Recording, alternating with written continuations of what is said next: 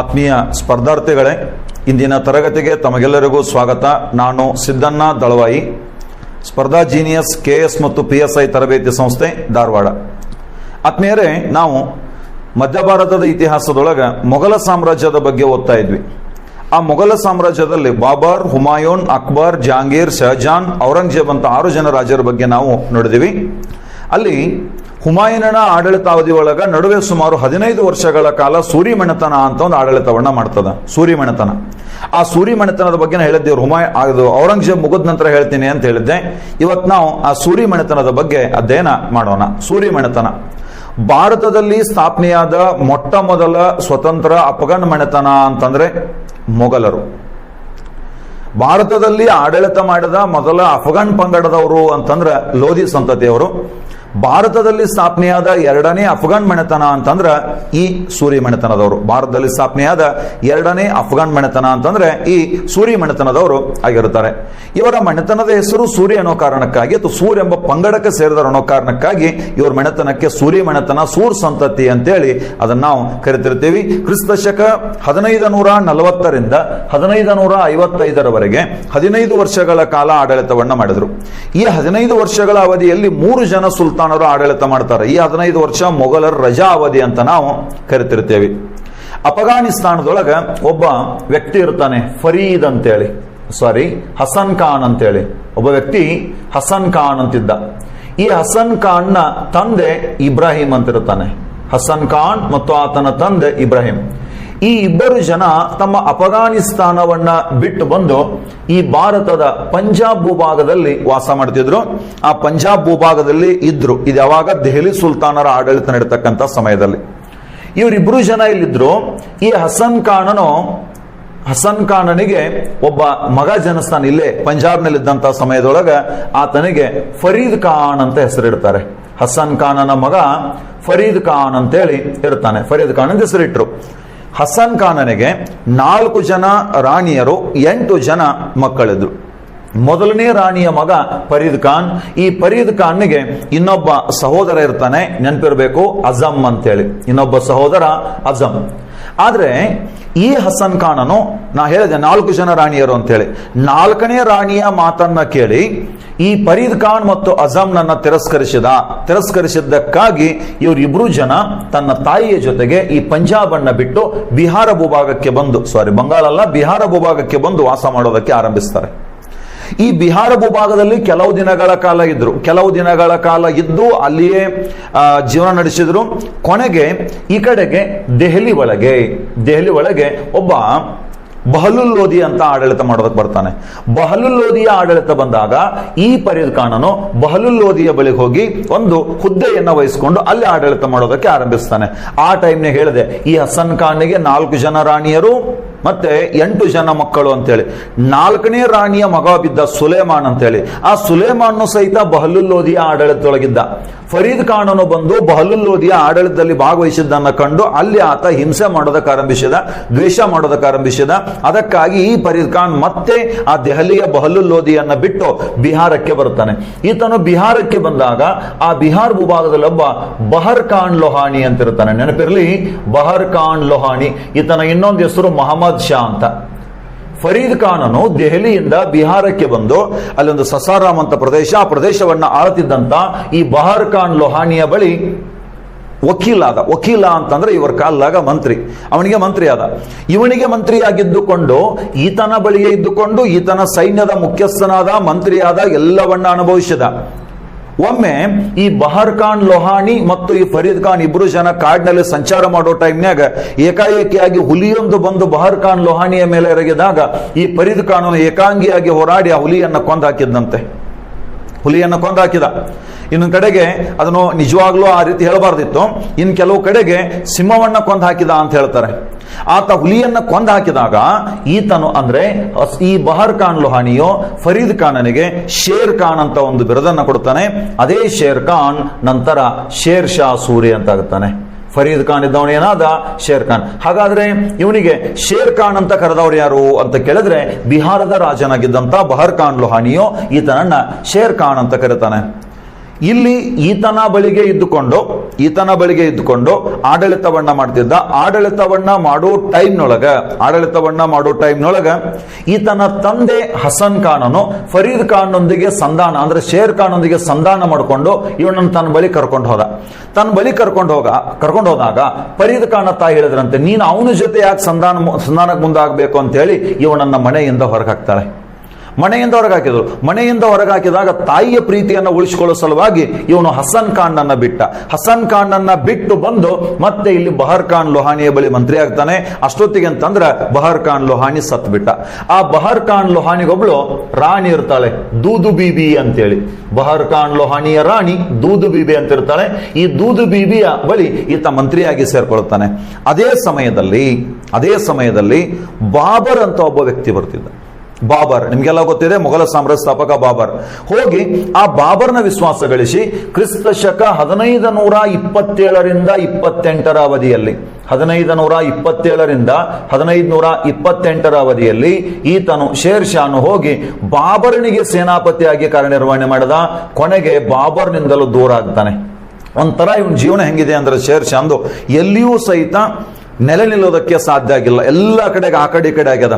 ಈಗ ನೋಡ್ರಿ, ಬಾಬರ್ನ ಬಳಿ ಬಂದು ಸೇನಾಪತಿ ಆದ. ಅಲ್ಲಿಯೂ ಕೇವಲ ಇದ್ದದ್ದು ಒಂದೇ ವರ್ಷ ಬಾಬರ್ನ ಸೇನಾಪತಿಯಾಗಿ ಕಾರ್ಯನಿರ್ವಹಣೆ ಮಾಡಿ ಕೊನೆಗೆ ಅವನಿಂದಲೂ ದೂರ ಆಗಿ ಮತ್ತೆ ಬಿಹಾರಕ್ಕೆ ಹೋಗಿ ಈ ದೂದು ಬೀಬಿಯನ್ನ ಸೋಲಿಸಿ ಬಿಹಾರವನ್ನು ವಶಪಡಿಸಿಕೊಂಡು ಆ ಬಿಹಾರದ ಸಸಾರಾಂ ಪ್ರದೇಶವನ್ನ ಈತ ಆಡಳಿತ ಮಾಡ್ತಾನೆ. ಸಸಾರಾಂ ಪ್ರದೇಶವನ್ನ ಆಳದ. ಈತನು ಸಸಾರಾಮನ್ನ ಆಳುವ ಸಮಯದೊಳಗ 1530ರೊಳಗ ಬಾಬರ್ನು ಅಕಾಲಿಕ ನಿಧನ ಹೊಂದಿದ. ದೆಹಲಿ ಒಳಗ ಹುಮಾಯೂನ್ ರಾಜನಾದ. ಹುಮಾಯೂನ್ ಮೊಘಲ ಚಕ್ರವರ್ತಿ ಆಗ್ತಾನೆ. ಹುಮಾಯೂನನು ಮೊಘಲ ಚಕ್ರವರ್ತಿ ಆದಾಗ ಆ ಹುಮಾಯೂನನು ಇಲ್ಲಿ ಉತ್ತರ ಪ್ರದೇಶದ ಮಿರ್ಜಾಪುರ ಅಂತ ಜಿಲ್ಲೆ ಒಳಗ ಒಂದು ಚುನಾರ ಕೋಟೆ ಅಂತ ಬರ್ತದೆ.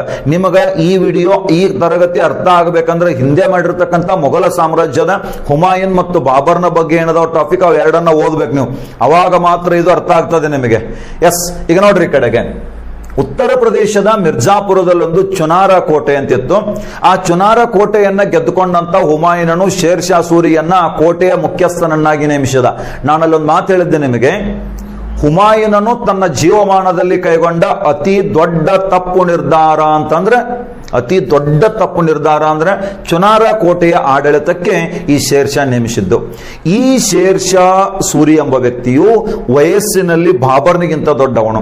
ಬಾಬರ್ ಜನಿಸಿದ್ದು 1483 ಶೇರ್ ಶಾ ಜನಿಸಿದ್ದು 1472 ಬಾಬರ್ನು ಯಾರೋ ಮನವಿ ಕೊಟ್ಟರು ಅಂತ ಭಾರತಕ್ಕೆ ಬಂದವನು. ಇಲ್ಲಿ ಬಂದು ಇಲ್ಲಿನ ಸಂಪತ್ತನ್ನು ನೋಡಿ ಸಾಮ್ರಾಜ್ಯವನ್ನು ಸ್ಥಾಪಿಸಿದವನು. ಆದರೆ ಇವನು ಚಿಕ್ಕಂದಿನಿಂದಲೂ ಸಹಿತ ಮಹತ್ವಾಕಾಂಕ್ಷೆಯನ್ನು ಇಟ್ಟುಕೊಂಡಿದ್ದ. ಬೃಹತ್ತಾದ ಸಾಮ್ರಾಜ್ಯವೊಂದನ್ನು ಕಟ್ಟಬೇಕು, ಭಾರತದೊಳಗೆ ಒಂದು ಅಫ್ಘಾನ್ ಸಾಮ್ರಾಜ್ಯವನ್ನು ಕಟ್ಟಬೇಕಂತ ಮಹತ್ವಾಕಾಂಕ್ಷೆ ಇಟ್ಟುಕೊಂಡಿದ್ದ. ಯಾರು? ಶೇರ್ ಶಾ ಸೂರಿ. ಅಂತವನೊಬ್ಬನ ಕೈಗೆ ಚುನಾರ ಎಂಬ ಪ್ರಸಿದ್ಧ ಅತಿ ಸಂಪತ್ಭರಿತವಾದ ಕೋಟೆಯನ್ನ ಬಿಟ್ಟುಕೊಟ್ಟ ಹುಮಾಯೂನ್. ಅದೇ ಕೋಟೆ ಒಳಗಿದ್ದುಕೊಂಡು ಅದೇ ಕೋಟೆಯಿಂದಾನೇ ಸೈನ್ಯವೊಂದನ್ನ ಕಟ್ಟಿ ಹುಮಾಯೂನ್ನ ವಿರುದ್ಧ ಯುದ್ಧಕ್ಕೆ ಸಿದ್ಧನಾದ ಶೇರ್ ಶಾ ಸೂರಿ. ಯಾವಾಗ ಹುಮಾಯೂನ್ ವಿರುದ್ಧ ಯುದ್ಧಕ್ಕೆ ಸಿದ್ಧನಾದನೋ ಅವಾಗ ಅವ ಬಂದು ಇವನನ್ನು ಹೊರಗಾಕಿ ಚುನಾರ ಕೋಟೆಯನ್ನ ಮತ್ತೆ ಗೆದ್ದುಕೊಂಡಿದ್ದೆಲ್ಲವನ್ನ ನಾನು ನಿಮಗೆ ಹೇಳಿದ್ದೀನಿ. ಇದರ ನಂತರ ಕ್ರಿಸ್ತ ಶಕ 1539ರಲ್ಲಿ ಈತ ಬಿಹಾರದ ಮತ್ತು ಉತ್ತರ ಪ್ರದೇಶ ಕೆಲವು ಪ್ರದೇಶಗಳನ್ನು ವಶಪಡಿಸಿಕೊಂಡಿದ್ದ. ಅದಕ್ಕಾಗಿ ಹುಮಾಯೂನ್ ಮತ್ತು ಶೇರ್ ಶಾ ಸೂರಿಯ ನಡುವೆ ಒಂದು ಕದನ ನಡೀತದ. ಅದನ್ನು ನಾವು ಚೌಸಾ ಕದನ ಅಂತ ಕರಿತೀವಿ. ಹುಮಾಯೂನ್ ಮತ್ತು ಶೇರ್ ಶಾ ಸೂರಿಯ ನಡುವೆ ಚೌಸಾ ಕದನ ಅಂತ ನಡೆಯಿತು. ಈ ಚೌಸಾ ಕದನದಲ್ಲಿ ಹುಮಾಯೂನನು ಶೇರ್ ಶಾ ಸೂರಿಯ ಜೊತೆಗೆ ಹೋರಾಟ ಮಾಡ್ತಾ ಸೋತು ಹೋಗಿ ಗಂಗಾ ನದಿ ಒಳಗೆ ಬಿದ್ದು ಮುಳುಗಾಕತ್ತಿದ್ದ. ಆ ಮುಳುಗಾಕತ್ತವನನ್ನ ಮುಳುಗತಕ್ಕಂಥ ಹುಮಾಯೂನನ್ನ ಕಾಪಾಡಿದಂತ ಆ ನಿಜಾಮ್ನನ್ನ ದೆಹಲಿ ಕರ್ಕೊಂಡು ಹೋಗಿ ಅವನಿಗೆ ಒಂದು ದಿನ ಮೊಘಲ ಸಿಂಹಾಸನವನ್ನ ಬಿಟ್ಟುಕೊಟ್ಟಿದ್ದ. ಆ ನಿಜಾಮ್ನನ್ನು ಏಕ್ ದಿನ್ ಕಾ ಸುಲ್ತಾನ್ ಅಂತ ಕರಿತೀವಿ. ಇಂಪಾರ್ಟೆಂಟ್ ಇದು. ಯಾವ ಕದನದ ನಂತರ? ಚೌಸಾ ಕದನದ ನಂತರ. ಎಸ್, ಈ ಚೌಸಾ ಕದನದ ನಂತರ ಕ್ರಿಸ್ತ ಶಕ 1540 ಇಂಪಾರ್ಟೆಂಟ್ ಇದು. ಇದೇ ಹುಮಾಯೂನ್ ಮತ್ತು ಶೇರ್ ಶಾ ಸೂರಿಯ ನಡುವೆ ಇನ್ನೊಂದು ಕದನ ನಡೆಯಿತು. ಯಾವ ಕದನ? ಬಿಲ್ಗ್ರಾಮ್ ಕದನ ಅಂತ ನಡೀತದ. ನೆನಪಿರಲಿ, ಬಿಲ್ಗ್ರಾಮ್ ಕದನ ಅಂತ ನಡೆಯಿತು ಕ್ರಿಸ್ತ ಶಕ 1540. ಯಾರ ನಡುವೆ? ಹುಮಾಯೂನ್ ಮತ್ತು ಶೇರ್ ಶಾ ಸೂರಿಯ ನಡುವೆ. ಹುಮಾಯೂನ್ ಮತ್ತು ಶೇರ್ಷಾ ಸೂರಿಯ ನಡುವೆ 1540 ನಡೆದಂತ ಬಿಲ್ಗ್ರಾಮ್ ಅಥವಾ ಕನೌಜ್ ಕದನದಲ್ಲಿ ಹುಮಾಯೂನನು ಸೋತು ರಾಜ್ಯವನ್ನ ಕಳ್ಕೊಂಡು ಪಲಾಯನ ಮಾಡಿ ಅತ್ತ ಸುತ್ತಾಡಿ ಕೊನೆಗೆ ಬಂದು ರಾಜಸ್ಥಾನದ ಅಮರಕೋಟೆಯ ರಾಣಾ ವೀರಸಾಲನ ಬಳಿ ಆಶ್ರಯವನ್ನ ಪಡ್ಕೊಂಡ ಹುಮಾಯೂನನು. ಆದ್ರೆ ಯಾವಾಗ ಅವನು ರಾಜ್ಯವನ್ನ ಬಿಟ್ಟು ಹೋಗಿ ರಾಜಸ್ಥಾನದ ಅಮರಕೋಟೆಯಲ್ಲಿ ರಾಣಾ ವೀರಸಾಲನ ಆಶ್ರಯವನ್ನ ಪಡೆದ್ನೋ ಅವಾಗ ಈ ಶೇರ್ಷಾನು ದೆಹಲಿಯನ್ನ ತನ್ನ ರಾಜಧಾನಿಯನ್ನಾಗಿಸಿಕೊಂಡು ಆ ದೆಹಲಿಯಲ್ಲಿ ಒಂದು ಕೋಟೆಯನ್ನ ಕಟ್ಟಿ ಪುರಾಣ ಕೋಟೆ ಅಂತ ಕರಿತೀವಿ ಅಥವಾ ಪುರಾಣ ಕಿಲ್ಲಾ ಅಂತ ಕರೀತಾರೆ. ಬಹಳ ಇಂಪಾರ್ಟೆಂಟ್ ಇದು, ಪುರಾಣ ಕೋಟೆ ಅಥವಾ ಪುರಾಣ ಕಿಲ್ಲಾ.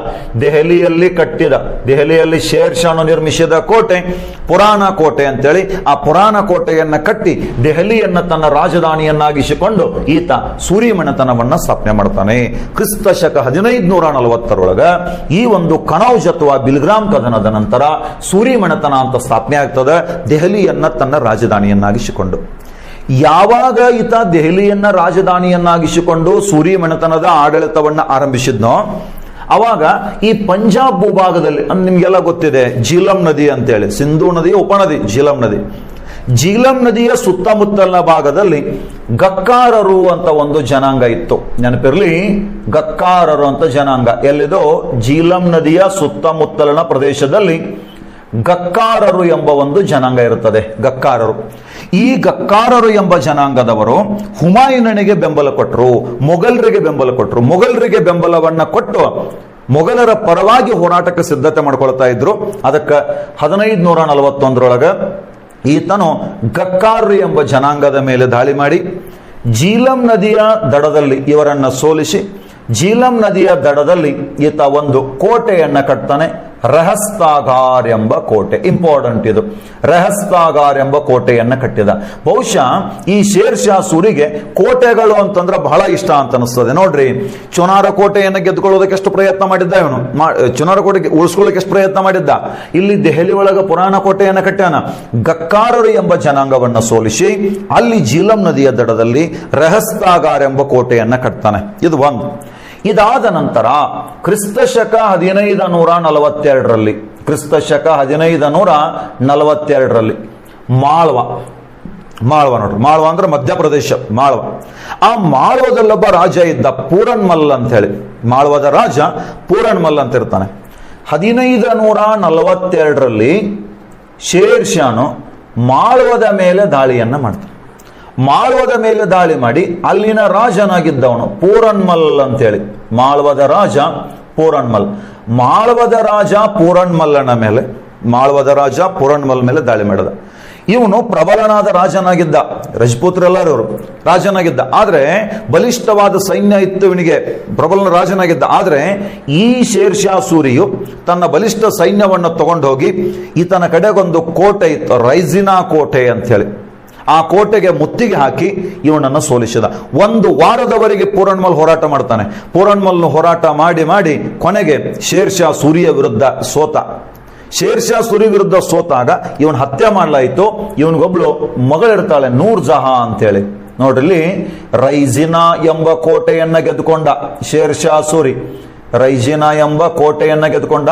ಮತ್ತೆ ಪೂರನ್ಮಲ್ನ ಮಗಳಿದ್ರು ನೂರ್ ಜಹಾನ್ ಅಂತ, ಸಣ್ಣ ಹುಡುಗಿತ್ತು. ಆ ಹುಡುಗಿಯನ್ನ ದೆಹಲಿಗೆ ಕರ್ಕೊಂಡು ಹೋಗಿ ದೆಹಲಿಯಲ್ಲಿ ಡೊಂಬರಾಟದವನಿಗೆ ಮಾರಾಟ ಮಾಡ್ತಾನಂತೆ. ನಿಮ್ಗೆಲ್ಲ ಡೊಂಬರಾಟದವನು ಗೊತ್ತಿದೆ, ಈ ಹಗ್ಗದ ಮೇಲೆ ನಡೆದೆಲ್ಲ ಮಾಡ್ತಿರ್ತಾರೆ ಡೊಂಬರಾಟ ಅಂತೇಳಿ. ಆ ಡೊಂಬರಾಟದವರಿಗೆ ಈತನ ಮಗಳನ್ನ ಮಾರಾಟ ಮಾಡ್ತಾನೆ. 1542ರಲ್ಲಿ, ಕ್ರಿಸ್ತ ಶಕ 1542ರೊಳಗ ಈ ಒಂದು ದಾಳಿ ನಡೀತದ. ಮಾಳ್ವವನ್ನ ಗೆದ್ದುಕೊಂಡ. ಇದರ ನಂತರ ಕ್ರಿಸ್ತ ಶಕ 1545 ಬುಂದೇಲಖಂಡ, ಅದೇ ಮಧ್ಯಪ್ರದೇಶದ ಬುಂದೇಲಖಂಡ. ಆ ಬುಂದೇಲಖಂಡದಲ್ಲಿ ಒಂದು ಕೋಟೆ ಇರ್ತದ, ಕಾಲಿಂಜರ್ ಅಂತೇಳಿ. ಬುಂದೇಲಖಂಡ ನೆನಪಿರ್ಲಿ, ಬುಂದೇಲಖಂಡ. ಈ ಬುಂದೇಲಖಂಡದ ಒಂದು ಕೋಟೆ ಕಾಲಿಂಜರ್ ಅಂತ. ಕಾಲಿಂಜರ್. ಈ ಕಾಲಿಂಜರ್ ಕೋಟೆಯನ್ನ ಗೆದ್ಕೊಳ್ಬೇಕಂತೇಳಿ ಬುಂದೇಲಖಂಡದ ಮೇಲೆ ದಾಳಿಯನ್ನ ಕೈಗೊಳ್ತಾನೆ 1545ರಲ್ಲಿ. ಈ ದಾಳಿಯನ್ನ ಕೈಗೊಂಡಾಗ ಇಲ್ಲೊಬ್ಬ ರಾಜ ಇದ್ದ, ರಾಜ ಕೀರತ್ ಸಿಂಗ್ ಅಂತಿರ್ತಾನೆ. ಈ ರಾಜ ಕೀರತ್ ಸಿಂಗ್ ಜೊತೆಗೆ ಯುದ್ಧ ನಡೀತಿತ್ತು. ಯುದ್ಧ ನಡೆಯೋ ಟೈಮ್ನಾಗ ಈತ ಬಾಬರನಿಂದ ಯುದ್ಧ ನೀತಿಯನ್ನೆಲ್ಲವನ್ನ ಕಲ್ತ್ಕೊಂಡಿದ್ದ ಶೇರ್ ಶಾ ಸೂರಿ. ಈ ಯುದ್ಧದಲ್ಲಿ ಪಿರಂಗಿಯನ್ನು ಬಳಸಿದ್ದ. ಈತನು ಪಿರಂಗಿಯನ್ನ ಓಡಾಯಿಸ್ತಿರ್ಬೇಕಾದ್ರೆ ಈತನು ಓಡಾಯಿಸಿದಂತ ಒಂದು ಪಿರಂಗಿ ಕೋಟೆಯ ಗೋಡೆಗೆ ಬಡಿದು ಅಲ್ಲಿಂದ ಮತ್ತೆ ಸಿಡಿದು ಬಂದು ಈತ ಎಲ್ಲಿ ಯುದ್ಧ ಮಾಡುತ್ತಿದ್ನೋ ಅಲ್ಲಿ ಈತನ ರಥದ ಕೆಳಗೆ ಬಂದು ಬಿದ್ದು ಅಲ್ಲಿ ಬ್ಲಾಸ್ಟ್ ಆಗ್ತದೆ. ರಾಜ ಕೀರತ್ ಸಿಂಗ್ನನ್ನ ಓಡಾಯಿಸಬೇಕಾಗಿದ್ದಂತ ಪಿರಂಗಿಯೊಂದು ಬಂದು ಈ ಶೇರ್ ಶಾ ಸೂರಿಯ ರಥದ ಕೆಳಗೆ ಬ್ಲಾಸ್ಟ್ ಆಗಿ ಇವನನ್ನೇ ಓಡಾಯಿಸಿತು. ಸಿಡಿಮದ್ದಿನ ಸ್ಫೋಟದಿಂದ, ಪಿರಂಗಿಯ ಸ್ಫೋಟದಿಂದ ಶೇರ್ ಶಾ ಸೂರಿ 1545 ನಿಧನ ಹೊಂದಿದ. ಸಿಡಿಮದ್ದಿನ ಸ್ಫೋಟದಿಂದ ಈತ ನಿಧನ ಹೊಂತಾನೆ. ಎಂಥ ದುರಾದೃಷ್ಟ ನೋಡ್ರಿ. ಮೊದಲಿನಿಂದಲೂ ಯಾರ ಬಳಿ ಮಂತ್ರಿ ಆಗ್ಬೇಕು, ಸೇನಾಪತಿ ಆಗ್ಬೇಕಂತ ಹೋರಾಟ ಮಾಡ್ತಿದ್ದ. ಅಲ್ಲಿ ಎಲ್ಲಿಯೂ ಸಹಿತ ಬಹಳ ಜನ ಇರೋದಕ್ಕೆ ಸಾಧ್ಯ ಆಗಿರ್ಲಿಲ್ಲ. ಈಗ ಸ್ವಂತ ರಾಜ್ಯವೊಂದನ್ನ ಕಟ್ಟಿದ್ದ, ಸ್ವಂತ ದೊಡ್ಡದೊಂದು ರಾಜ್ಯ ಇತ್ತು. ಆದರೂ ಸಹಿತ ಇಲ್ಲಿ ಈತ ಈ ಸಿಡಿಮದ್ದಿನ ಸ್ಫೋಟದಿಂದ ನಿಧನ ಹೊಂತಾನೆ. ಆದ್ರೆ ಆ ಯುದ್ಧದಲ್ಲಿ ಈತ ಮೊದಲು ಏನು ಸಿಡಿಮದ್ದು ಸ್ಫೋಟ ಆಯ್ತೋ ತೀವ್ರವಾಗಿ ಗಾಯಗೊಂಡಿದ್ದ. ಆ ಯುದ್ಧದಲ್ಲಿ ಸಿಡಿಮದ್ದಿನ ಸ್ಫೋಟ ಆದ ತಕ್ಷಣ ಸಾಯಲಿಲ್ಲ. ಇವನನ್ನ ಅಲ್ಲಿರ್ತಕ್ಕಂಥ ಆರೋಗ್ಯದ ಕ್ಯಾಂಪ್ಗೆ ಕರ್ಕೊಂಡು ಹೋದ್ರು, ಸೈನಿಕ ಕ್ಯಾಂಪ್ ಕರ್ಕೊಂಡು ಹೋಗಿ ಚಿಕಿತ್ಸೆ ಕೊಡ್ತಿದ್ರು. ಚಿಕಿತ್ಸೆ ಕೊಡೋ ಟೈಮ್ನಾಗ ಆತ ಸೈನಿಕರನ್ನ ಪದೇ ಪದೇ ಕೇಳ್ತಿದ್ದಂತೆ, ಇನ್ನೂ ಈ ಕಾಲಿಂಜರ್ ಕೋಟೆ ನಮ್ಮ ವಶ ಆಯ್ತಿಲ್ಲೋ ಅಂತ ಕೇಳ್ತಿದ್ದ. ಯಾವಾಗ ಸೈನಿಕರೆಲ್ಲರೂ ಬಂದ ಆತನಿಗೆ ಕಾಲಿಂಜರ್ ಕೋಟೆಯನ್ನ ಗೆದ್ದುಕೊಂಡಿವಿ ಅಂತ ಸುದ್ದಿಯನ್ನು ಮುಟ್ಟಿಸಿದ್ರು, ಅವಾಗ ಈ ಶೇರ್ ಶಾ ಸೂರಿ ಸಾಯ್ತಾನಂತೆ. ಸತ್ತ ಅವನ ಇಚ್ಛೆಯಂತೆ ಅವನನ್ನು ಸಸಾರಾಮ್ನಲ್ಲಿ ಸಮಾಧಿ ಮಾಡಲಾಯಿತು. ಬಿಹಾರದ ಸಸಾರಾಮ್ನಲ್ಲಿ ಈತನ ಸಮಾಧಿ ಮಾಡಲಾಗ್ತದ. ಬಿಹಾರದ ಸಸಾರಾಮ್ನಲ್ಲಿ ಈತನ ಶೇರ್ ಶಾ ಸೂರಿಯ ಸಮಾಧಿಯನ್ನ ಮಾಡಲಾಗ್ತದೆ. ನೆನಪಿರಬೇಕು, ಬಾಬರನ ಸಮಾಧಿ ಕಾಬೂಲ್ನಲ್ಲಿದೆ. ಬಾಬರನ ಸಮಾಧಿ ಕಾಬೂಲ್. ಹುಮಾಯೂನನ ಸಮಾಧಿ ದೆಹಲಿಯಲ್ಲಿದೆ. ಅಕ್ಬರ್ನ ಸಮಾಧಿ ಸಿಕಂದರ್ನಲ್ಲಿದೆ. ಜಹಾಂಗೀರನ ಸಮಾಧಿ ಲಾಹೋರ್ನ ಶಹದಾರ್ನಲ್ಲಿದೆ. ಶಹಜಹಾನನ ಸಮಾಧಿ ಆಗ್ರಾದಲ್ಲಿದೆ. ಔರಂಗಜೇಬನ ಸಮಾಧಿ ದೌಲತಾಬಾದ್ನಲ್ಲಿದೆ. ಶೇರ್ ಶಾ ಸೂರಿಯ ಸಮಾಧಿ ಬಿಹಾರದ ಸಸಾರಾಮ್ನಲ್ಲಿದೆ. ಬಿಹಾರದ ಸಸಾರಾಮ್ನಲ್ಲಿದೆ.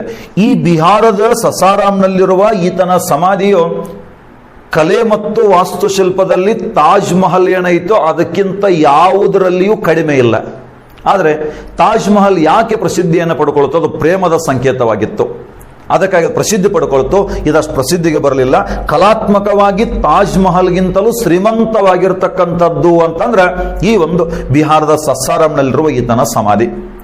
ಭಾರತದ ಇತಿಹಾಸದಲ್ಲಿ 100 ಜನ ಇಸ್ಲಾಂ ರಾಜರು, ಸುಲ್ತಾನರು ಆಡಳಿತ ಮಾಡಿ ಹೋಗಿದ್ದಾರೆ. ಆದರೆ ಭಾರತದ ರಾಜರೊಳಗೆ, ಮುಸ್ಲಿಂ ರಾಜರೊಳಗೆ ಸರ್ವಧರ್ಮ ಸಮನ್ವಯ ಆಡಳಿತ ನಡೆಸಿದ ಮೊದಲಿಗ ಅಂತಂದ್ರೆ ಈ ಶೇರ್ ಶಾ ಸೂರಿ. ಸರ್ವಧರ್ಮ ಸಮನ್ವಯ ಆಡಳಿತ ನಡೆಸಿದ ಮೊದಲಿಗ ಈತ. ಇನ್ನೊಂದು, ಇಡೀ ಜಗತ್ತಿನ ಇತಿಹಾಸದೊಳಗೆ ಪ್ರಜೆಗಳ ಇಚ್ಛೆಯಂತೆ ಆಡಳಿತ ನಡೆಸಿದ ಮೊದಲ ಸುಲ್ತಾನ ಶೇರ್ ಶಾ ಸೂರಿ. ಯಾಕಂದ್ರೆ ಸಾಮಾನ್ಯವಾಗಿ ಎಲ್ಲರೂ ಸರ್ವಾಧಿಕಾರಿಗಳಾಗಿದ್ರು. ಇವ ಹೆಂಗಿದ್ದ ಅಂತಂದ್ರೆ ಇಡೀ ಜಗತ್ತಿನ ಇತಿಹಾಸದೊಳಗೆ ಪ್ರಜೆಗಳ ಇಚ್ಛೆಯಂತೆ ಆಡಳಿತ ನಡೆಸಿದಂತ ಮೊಟ್ಟ ಮೊದಲ ಸುಲ್ತಾನ ಶೇರ್ ಶಾ ಸೂರಿ ಆಗಿರ್ತಾನೆ. ಇವ ಏನೇನು ಆಡಳಿತ ಮಾಡ್ತಾನೋ ಇದೆಲ್ಲವನ್ನ ಮುಂದುವರ್ಸ್ಕೊಂಡು ಹೋದವನು ಅಕ್ಬರ್. ಆದ್ದರಿಂದ ಈತನನ್ನು ಅಕ್ಬರನ ಆಡಳಿತದ ಮುನ್ಸೂಚಕ ಅಂತ ಕರಿತೀವಿ. ಇದನ್ನು ಪ್ರಶ್ನೆ ಕೇಳ್ತಿರ್ತಾರೆ, ಈತನನ್ನು ಅಕ್ಬರನ ಆಡಳಿತದ ಮುನ್ಸೂಚಕ ಅಂತೇಳಿ ಕರಿತಿರ್ತೀವಿ. ಅಕ್ಬರನ ಆಡಳಿತದ ಮುನ್ಸೂಚಕ ಅಂತ ಕರಿತಿರ್ತೀವಿ. BP ಕಾನುಂಗೋ ಅಂತ ಒಬ್ರು ಇತಿಹಾಸಕಾರ ಬರ್ತಾರೆ. BP ಕಾನುಂಗೋ ಎಂಬ ಇತಿಹಾಸಕಾರರ ಪ್ರಕಾರ ಈತನ ಸಮಾಧಿಯ ಹೊರಭಾಗವು ಈತನ ವ್ಯಕ್ತಿತ್ವದ ಗಡಸುತನವನ್ನು ಸೂಚಿಸಿದರೆ, ಈತನ ಸಮಾಧಿಯ ಒಳಭಾಗವು ಈತನ ದಯಾಮಯ ವ್ಯಕ್ತಿತ್ವವನ್ನು ಸೂಚಿಸುತ್ತದೆ ಅಂತ ಹೇಳ್ತಾನೆ.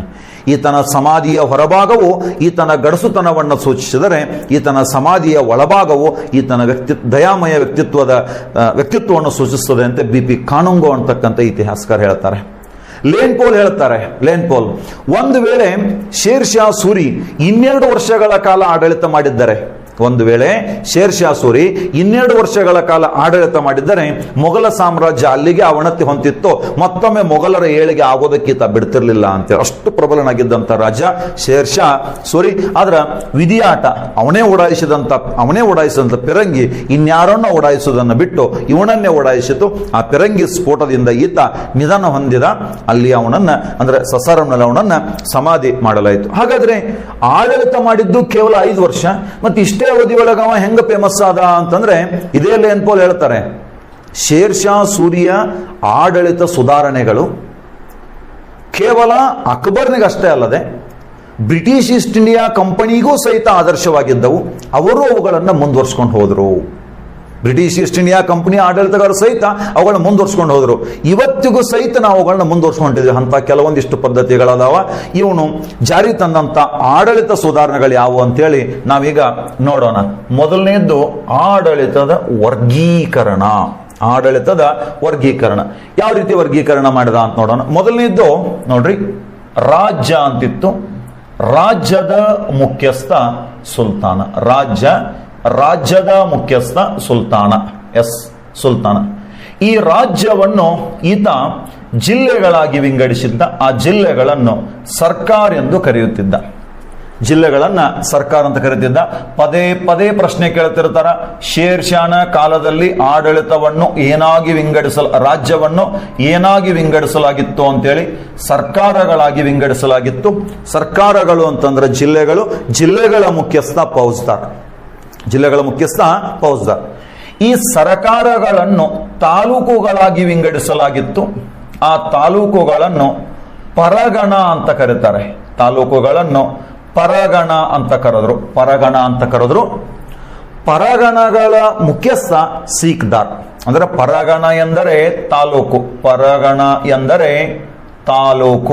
ತಾಲೂಕುಗಳ ಮುಖ್ಯಸ್ಥ ಸೀಕ್ದಾರ್ ಅಂತ ಇರ್ತಾರೆ. ಈ ಪರಗಣಗಳನ್ನು ಅಥವಾ ತಾಲೂಕುಗಳನ್ನು ಗ್ರಾಮಗಳಾಗಿ ವಿಂಗಡಿಸಿದರು. ಈ ಗ್ರಾಮಗಳ ಮುಖ್ಯಸ್ಥ ಚೌಕಿದಾರ್ ಅಂತ ಇರ್ತಾರೆ. ಗ್ರಾಮಗಳ ಮುಖ್ಯಸ್ಥ ಚೌಕಿದಾರ್. ನೆನಪಿರಲಿ, ರಾಜ್ಯಾಡಳಿತವನ್ನ ನೋಡಿಕೊಳ್ಳುವವನು ಸುಲ್ತಾನ. ರಾಜ್ಯವನ್ನ ನೇರವಾಗಿ ಜಿಲ್ಲೆಗಳಾಗಿ ವಿಂಗಡಿಸಲಾಗಿತ್ತು. ಜಿಲ್ಲೆಗಳನ್ನ ಸರ್ಕಾರಗಳು ಅಂತ ಕರೆದ್ರು. ಸರ್ಕಾರಗಳ ಮುಖ್ಯಸ್ಥ ಫೌಜ್ದಾರ. ಈ ಜಿಲ್ಲೆಗಳನ್ನ ಪರಗಣಗಳಾಗಿ ವಿಂಗಡಿಸಲಾಯಿತು. ಪರಗಣ ಎಂದರೆ ತಾಲೂಕುಗಳ ಮುಖ್ಯಸ್ಥ ಸೀಕ್ದಾರ. ಈ ಪರಗಣಗಳನ್ನು ಗ್ರಾಮಗಳಾಗಿ ವಿಂಗಡಿಸಲಾಯಿತು. ಗ್ರಾಮಗಳ ಮುಖ್ಯಸ್ಥ ಚೌಕಿದಾರ. ಈ ರೀತಿಯಾಗಿ ಆಡಳಿತವನ್ನ ವರ್ಗೀಕರಣ ಮಾಡಿದ್ದಾಯಿತ. ಇದು ಒಂದು ಈತನ ಆಡಳಿತ ಸುಧಾರಣೆ. ಇಲ್ಲಿ ನಾ ಹೇಳಿದೆ ಸರ್ಕಾರಗಳು ಅಂತೇಳಿ. ಈತನು ತನ್ನ ರಾಜ್ಯವನ್ನ 47 ಸರ್ಕಾರಗಳಾಗಿ ವಿಂಗಡಿಸಿದ್ದ. 47 ಸರ್ಕಾರಗಳಾಗಿ ಈತ ವಿಂಗಡಿಸಿರ್ತಾನೆ. ನೆನಪಿರಬೇಕಿದು. ಪ್ರಶ್ನೆ ಕೇಳ್ತಾರೆ, ಶೇರ್ ಶಾನು ತನ್ನ ಆಡಳಿತಾವಧಿಯಲ್ಲಿ ತನ್ನ ರಾಜ್ಯವನ್ನ ಎಷ್ಟು ಸರ್ಕಾರಗಳಾಗಿ ಅಥವಾ ಎಷ್ಟು ಜಿಲ್ಲೆಗಳಾಗಿ ವಿಂಗಡಿಸಿದ್ದ ಅಂತ ಕೇಳಿದ್ರೆ 47 ಜಿಲ್ಲೆಗಳಾಗಿ ವಿಂಗಡಿಸಿದ್ದ. 47 ಜಿಲ್ಲೆಗಳಾಗಿ ವಿಂಗಡಿಸಿದ್ದ. ಇಂಪಾರ್ಟೆಂಟ್ ಇದು. ಇನ್ನ ಇದರ ನಂತರ ಈತನು ಜಾರಿಗೆ ತಂದಂತ ವ್ಯವಸ್ಥೆ ಏನು ಅಂತೇಳಿ ನಿಮಗೆಲ್ಲ ಗೊತ್ತಿದೆ. ಒಬ್ಬ ಸಿಕಂದರ್ ಲೋಧಿ ಅಂತ ಬಂದಿದ್ದ ದೆಹಲಿ ಸುಲ್ತಾನರ ಲೋಧಿ ಮನೆತನದಲ್ಲಿ. ಸಿಕಂದರ್ ಲೋಧಿಯು ಒಂದು ಭೂಮಾಪನ ಸಾಧನವನ್ನು ಹುಟ್ಟಾಕ್ತಾನೆ. ಅದರ ಹೆಸರು ಗಾಜ್ ಎ ಸಿಕಂದರಿ ಅಥವಾ ಸಿಕಂದರ್ ಎ ಗಾಜ್ ಅಂತ.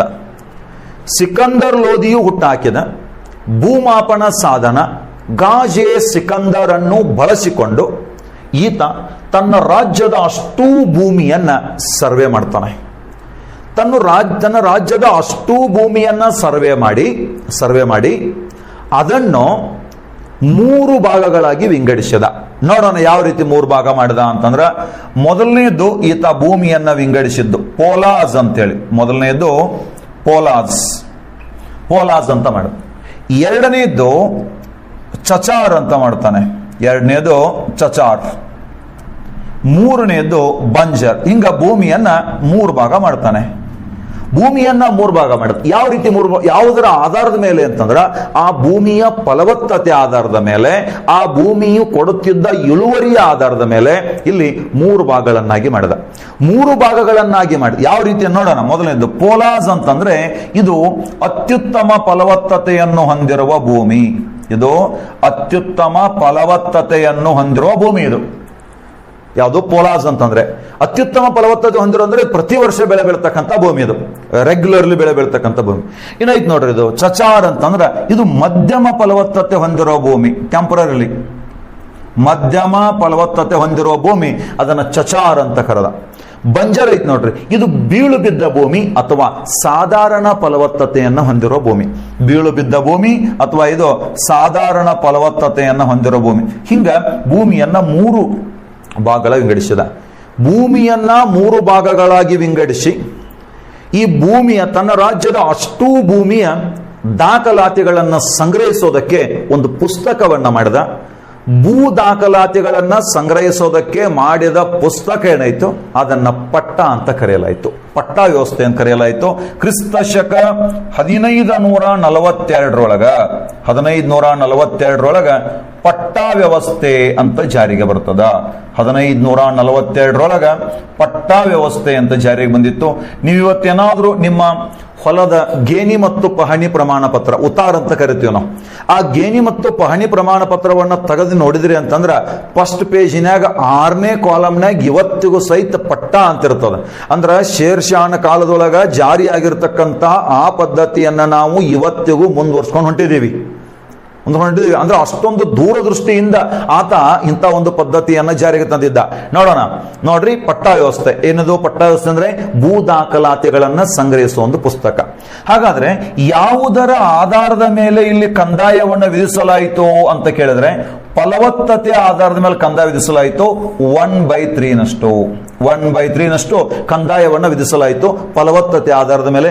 ಇಲ್ಲಿ ಏನಾಯಿತು, ಇದರ ಸ್ವಲ್ಪ ಸುಧಾರಣೆ ಮಾಡಿ ಅಕ್ಬರನ ಕಾಲದಲ್ಲಿದ್ದಂತ ಕಂದಾಯ ಮಂತ್ರಿ ದಿವಾನ್ ಎ ಅಸ್ರತ್ ರಾಜಾ ತೋದರ್ಮಲ್ಲನು ಬಂದೋಬಸ್ತ್ ಎಂಬ ಪದ್ಧತಿಯನ್ನ ಜಾರಿಗೆ ತರುತ್ತಾನೆ. ಬಂದೋಬಸ್ತ್ ನೆನಪಿರಲಿ, ಬಂದೋಬಸ್ತ್ ಪದ್ಧತಿಯು ಇದರ ಮುಂದುವರೆದ ಭಾಗ, ಇದರ ಸುಧಾರಣೆ ಹೊಂದಿದ ಭಾಗ ಆಗಿರುತ್ತದೆ. ಅಲ್ಲಿ ಒಂದು ಎಕ್ಸ್ಟ್ರಾ ಬರ್ತದ, ಪರೌಟಿ ಅಂತೇಳಿ. ಬಟ್ ಅದು ಇದಕ್ಕಿಂತ ಸ್ವಲ್ಪ ಸುಧಾರಣೆ ಹೊಂದಿತ್ತು.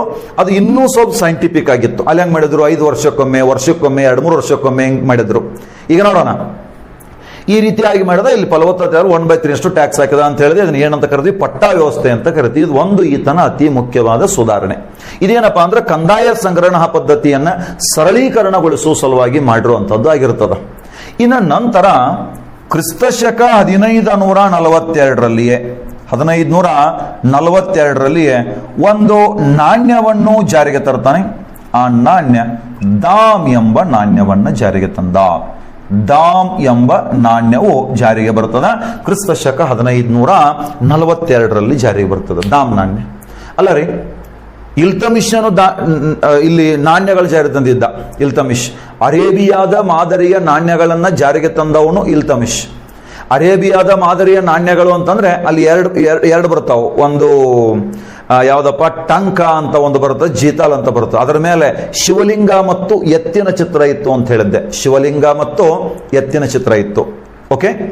ಅದರ ನಂತರ ಒಬ್ಬ ಮೊಹಮ್ಮದ್ ಬಿನ್ ತುಗ್ಲಕ್ ಅಂತ ಬರ್ತಾ ನೋಡ್ರಿ, ಅವನು ಟೋಕನ್ ಕರೆನ್ಸಿ, ಸಾಂಕೇತಿಕ ನಾಣ್ಯಗಳನ್ನ ಜಾರಿಗೆ ತಂದಿದ್ದ.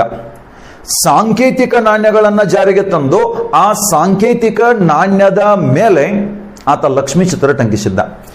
ಇವನು ಜಾರಿಗೆ ತಂದಂತ ದಾಮ್ ನಾಣ್ಯದ ವಿಶೇಷತೆ ಏನಪ್ಪಾ ಅಂತಂದ್ರೆ, ಇದು ಒಂದು 100 ಪೈಸೆಗಳನ್ನು ಹೊಂದಿರುವ ನಾಣ್ಯ ಆಗಿತ್ತು. ಇವತ್ತು ನಾವು ಏನು ರೂಪಾಯಿಯನ್ನು ಬಳಸ್ತೀವಲ್ಲ, ಒಂದು 100 ಪೈಸೆಗಳನ್ನು ಹೊಂದ್ಯದ ಅಂತ ನಾಣ್ಯವನ್ನು ಅವ ಜಾರಿಗೆ ತಂದ. ನಮ್ಮ ದೇಶದಲ್ಲಿ ಮೊಟ್ಟ ಮೊದಲ ಬಾರಿಗೆ 100 ಪೈಸೆಗಳನ್ನು ಹೊಂದಿರುವ ನಾಣ್ಯಗಳನ್ನ ಜಾರಿಗೆ ತಂದವನು ಈ ಶೇರ್ ಶಾ ಸೂರಿ. ಆದ್ದರಿಂದ ಈತನನ್ನು ಆಧುನಿಕ ರೂಪಾಯಿಯ ಜನಕ ಅಂತ ಕರೀತಾರೆ. ಆಧುನಿಕ ರೂಪಾಯಿ ಜನಕ. ಒಬ್ರು ಥಾಮಸ್ ಎಡ್ವರ್ಡ್ಸ್ ಅಂತ ಬರ್ತಾರ. ಥಾಮಸ್ ಎಡ್ವರ್ಡ್ಸ್ ಎಂಬ ವ್ಯಕ್ತಿಯ ಪ್ರಕಾರ ಇವರನ್ನ ಆಧುನಿಕ ರೂಪಾಯಿಯ ಜನಕ ಎಂದು ಕರೆಯಲಾಗಿದೆ. ಹಾಗಾದ್ರೆ ನೋಡೋಣ ಇವಾಗ. ದಾಮ್ ಎಂಬ ನಾಣ್ಯವನ್ನ ಜಾರಿಗೆ ತಂದ. ಇದರ ವಿಶೇಷತೆ ಏನಾಗಿತ್ತು? ಒಂದು 100 ಪೈಸೆಗಳನ್ನ ಹೊಂದಿತ್ತು. ಒಂದು 100 ಪೈಸೆ. 50 ಪೈಸೆ ಹೊಂದಿದ ನಾಣ್ಯ ಇತ್ತಂದ್ರೆ ಅದಕ್ಕೆ ಅದಾದಾಮ್ ಅಂತ ಕರಿತಿದ್ರು. 25 ಪೈಸೆದಿತ್ತಂದ್ರ ಅದಕ್ಕೆ 4 ಆಣೆ ಅಂತ ಕರಿತಿದ್ರು. 20 ಪೈಸೆದು. 50 ಪೈಸೆ ಇದ್ರೆ ಅದಕ್ಕೆ ಅದಾದಾಮ್ ಅಥವಾ 8 ಆಣೆ ಅಂತ ಕರಿತಿದ್ರು. 100 ಪೈಸೆ ಇದ್ರೆ ಅದಕ್ಕೆ ₹1 ಅಂತ ಕರಿತಿದ್ರು. ಇಂಥ ಒಂದು ನಾಣ್ಯವನ್ನ ಈತ ಜಾರಿಗೆ ತಂದ. ಇವನು ಜಾರಿಗೆ ತಂದಂತ ದಾಮ್ ನಾಣ್ಯ 1542ರಿಂದ 1835ರವರೆಗೆ ಜಾರಿಯಲ್ಲಿತ್ತು. ನೋಡ್ರಿ, ಬ್ರಿಟಿಷರು ನಮ್ಮ ದೇಶಕ್ಕೆ ಬಂದದ್ದು ಕ್ರಿಸ್ತಶಕ 1615. ಕಂಪ್ನಿ ಅದು ವ್ಯಾಪಾರ ಕೇಂದ್ರ ಸ್ಥಾಪನೆ ಆದದ್ದು.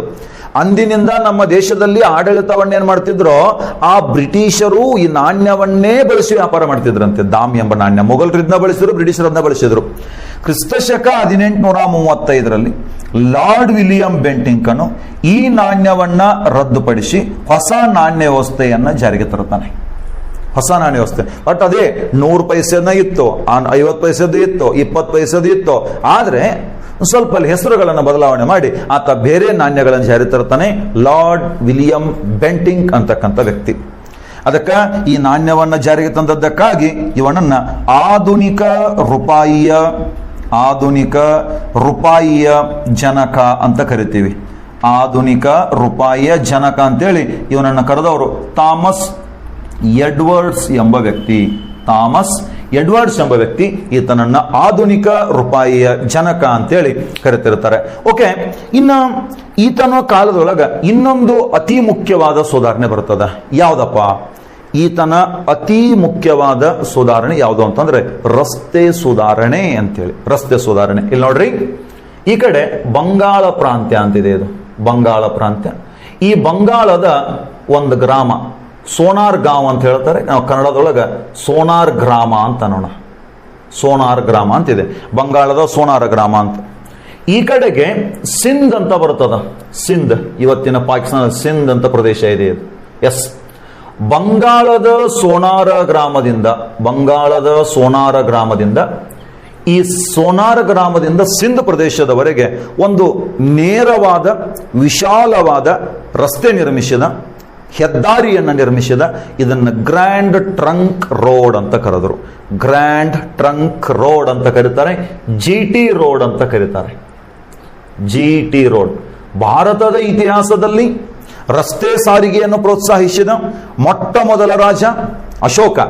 ಆದರೆ ಭಾರತದ ಇತಿಹಾಸದಲ್ಲಿ, ಅದು ಮಧ್ಯ ಭಾರತ ಇತಿಹಾಸದಲ್ಲಿ ಇಲ್ಲಿ ಆಧುನಿಕ ರಸ್ತೆಗಳನ್ನು ನಿರ್ಮಿಸಿದಂತ ಮೊಟ್ಟ ಮೊದಲ ರಾಜ ಈ ಶೇರ್ ಶಾ ಸೂರಿ. ಈತ ನಿರ್ಮಿಸಿದ ರೋಡ್ ಐತಿ ನೋಡ್ರಿ, ಸೋನಾರ್ ಗ್ರಾಮದಿಂದ ಹಿಡಿದು ಸಿಂಧ್ವರೆಗೆ. ಇದನ್ನ GT ರೋಡ್ ಅಂತ ಕರೀತಾರೆ. GT ರೋಡ್ ಅಂತ ಕರೆದ್ರು. ಗ್ರ್ಯಾಂಡ್ ಟ್ರಂಕ್ ರೋಡ್ ಅಂತ ಕರೀತಾರೆ. ಗ್ರ್ಯಾಂಡ್ ಟ್ರಂಕ್ ರೋಡ್ ಅಂತ ಕರೆದ್ರು. ಈ ಗ್ರ್ಯಾಂಡ್ ಟ್ರಂಕ್ ರೋಡ್ ಅನ್ನ ಸಡಕ್ ಎ ಅಜಂ ಎಂದು ಕರೆಯಲಾಗಿದೆ. ಸಡಕ್ ಎ ಅಜಂ. ಅಜಂ ಅಂದ್ರೆ ರಾಜ ಅಥವಾ ರಾಜ್ಕುಮಾರ. ಸಡಕ್ ಅಂದ್ರೆ ರಸ್ತೆ.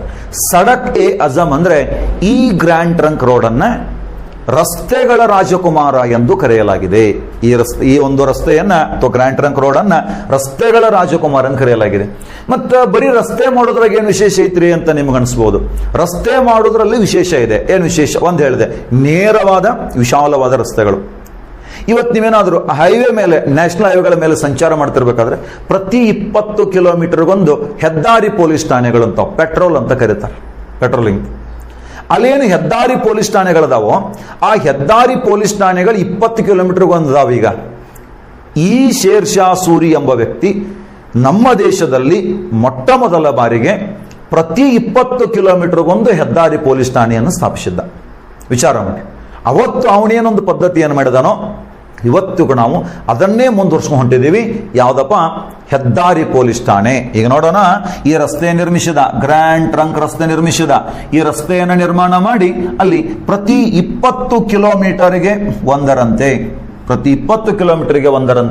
ಈತ ಹೆದ್ದಾರಿ ಪೊಲೀಸ್ ಠಾಣೆ ನಿರ್ಮಿಸಿದ. ಪ್ರತಿ ಠಾಣೆಗೊಬ್ಬೊಬ್ಬ ಅಧಿಕಾರಿ ನೇಮಿಸಿದ. ಅಧಿಕಾರಿ 2 ಕೆಲಸ ಮಾಡಬೇಕಾಗಿತ್ತು. ಹೆದ್ದಾರಿಯಲ್ಲಿ ನಡೀತಕ್ಕಂಥ ಅಪರಾಧ ಪ್ರಕರಣಗಳನ್ನು ಪತ್ತೆ ಹಚ್ಚಬೇಕಾಗಿತ್ತು. ಅಷ್ಟೇ ಅಲ್ಲದೆ ಅಲ್ಲಿ ಏನು ಮಾಹಿತಿ ಇರ್ತಿತ್ತೋ, ಅಂದ್ರೆ ಏನೋ ಒಂದು ವ್ಯವಸ್ಥೆಯಲ್ಲಿ ನಡೀತಕ್ಕಂಥ ಘಟನೆಗಳಿರ್ತಾವೋ ಆ ಎಲ್ಲಾ ಘಟನೆಗಳ ಮಾಹಿತಿಯನ್ನು ತಂದು ರಾಜನ ತಲುಪಿಸಬೇಕಾಗಿತ್ತು. ಒಂಥರ ಗೂಢಾಚಾರಿ. ಅಲ್ಲಿನ ಹೆದ್ದಾರಿ ಪೊಲೀಸ್ ಠಾಣೆಯ ಮುಖ್ಯಸ್ಥನನ್ನು ದರೋಗ್ ಇ ದಾರ್ ಚೌಕಿ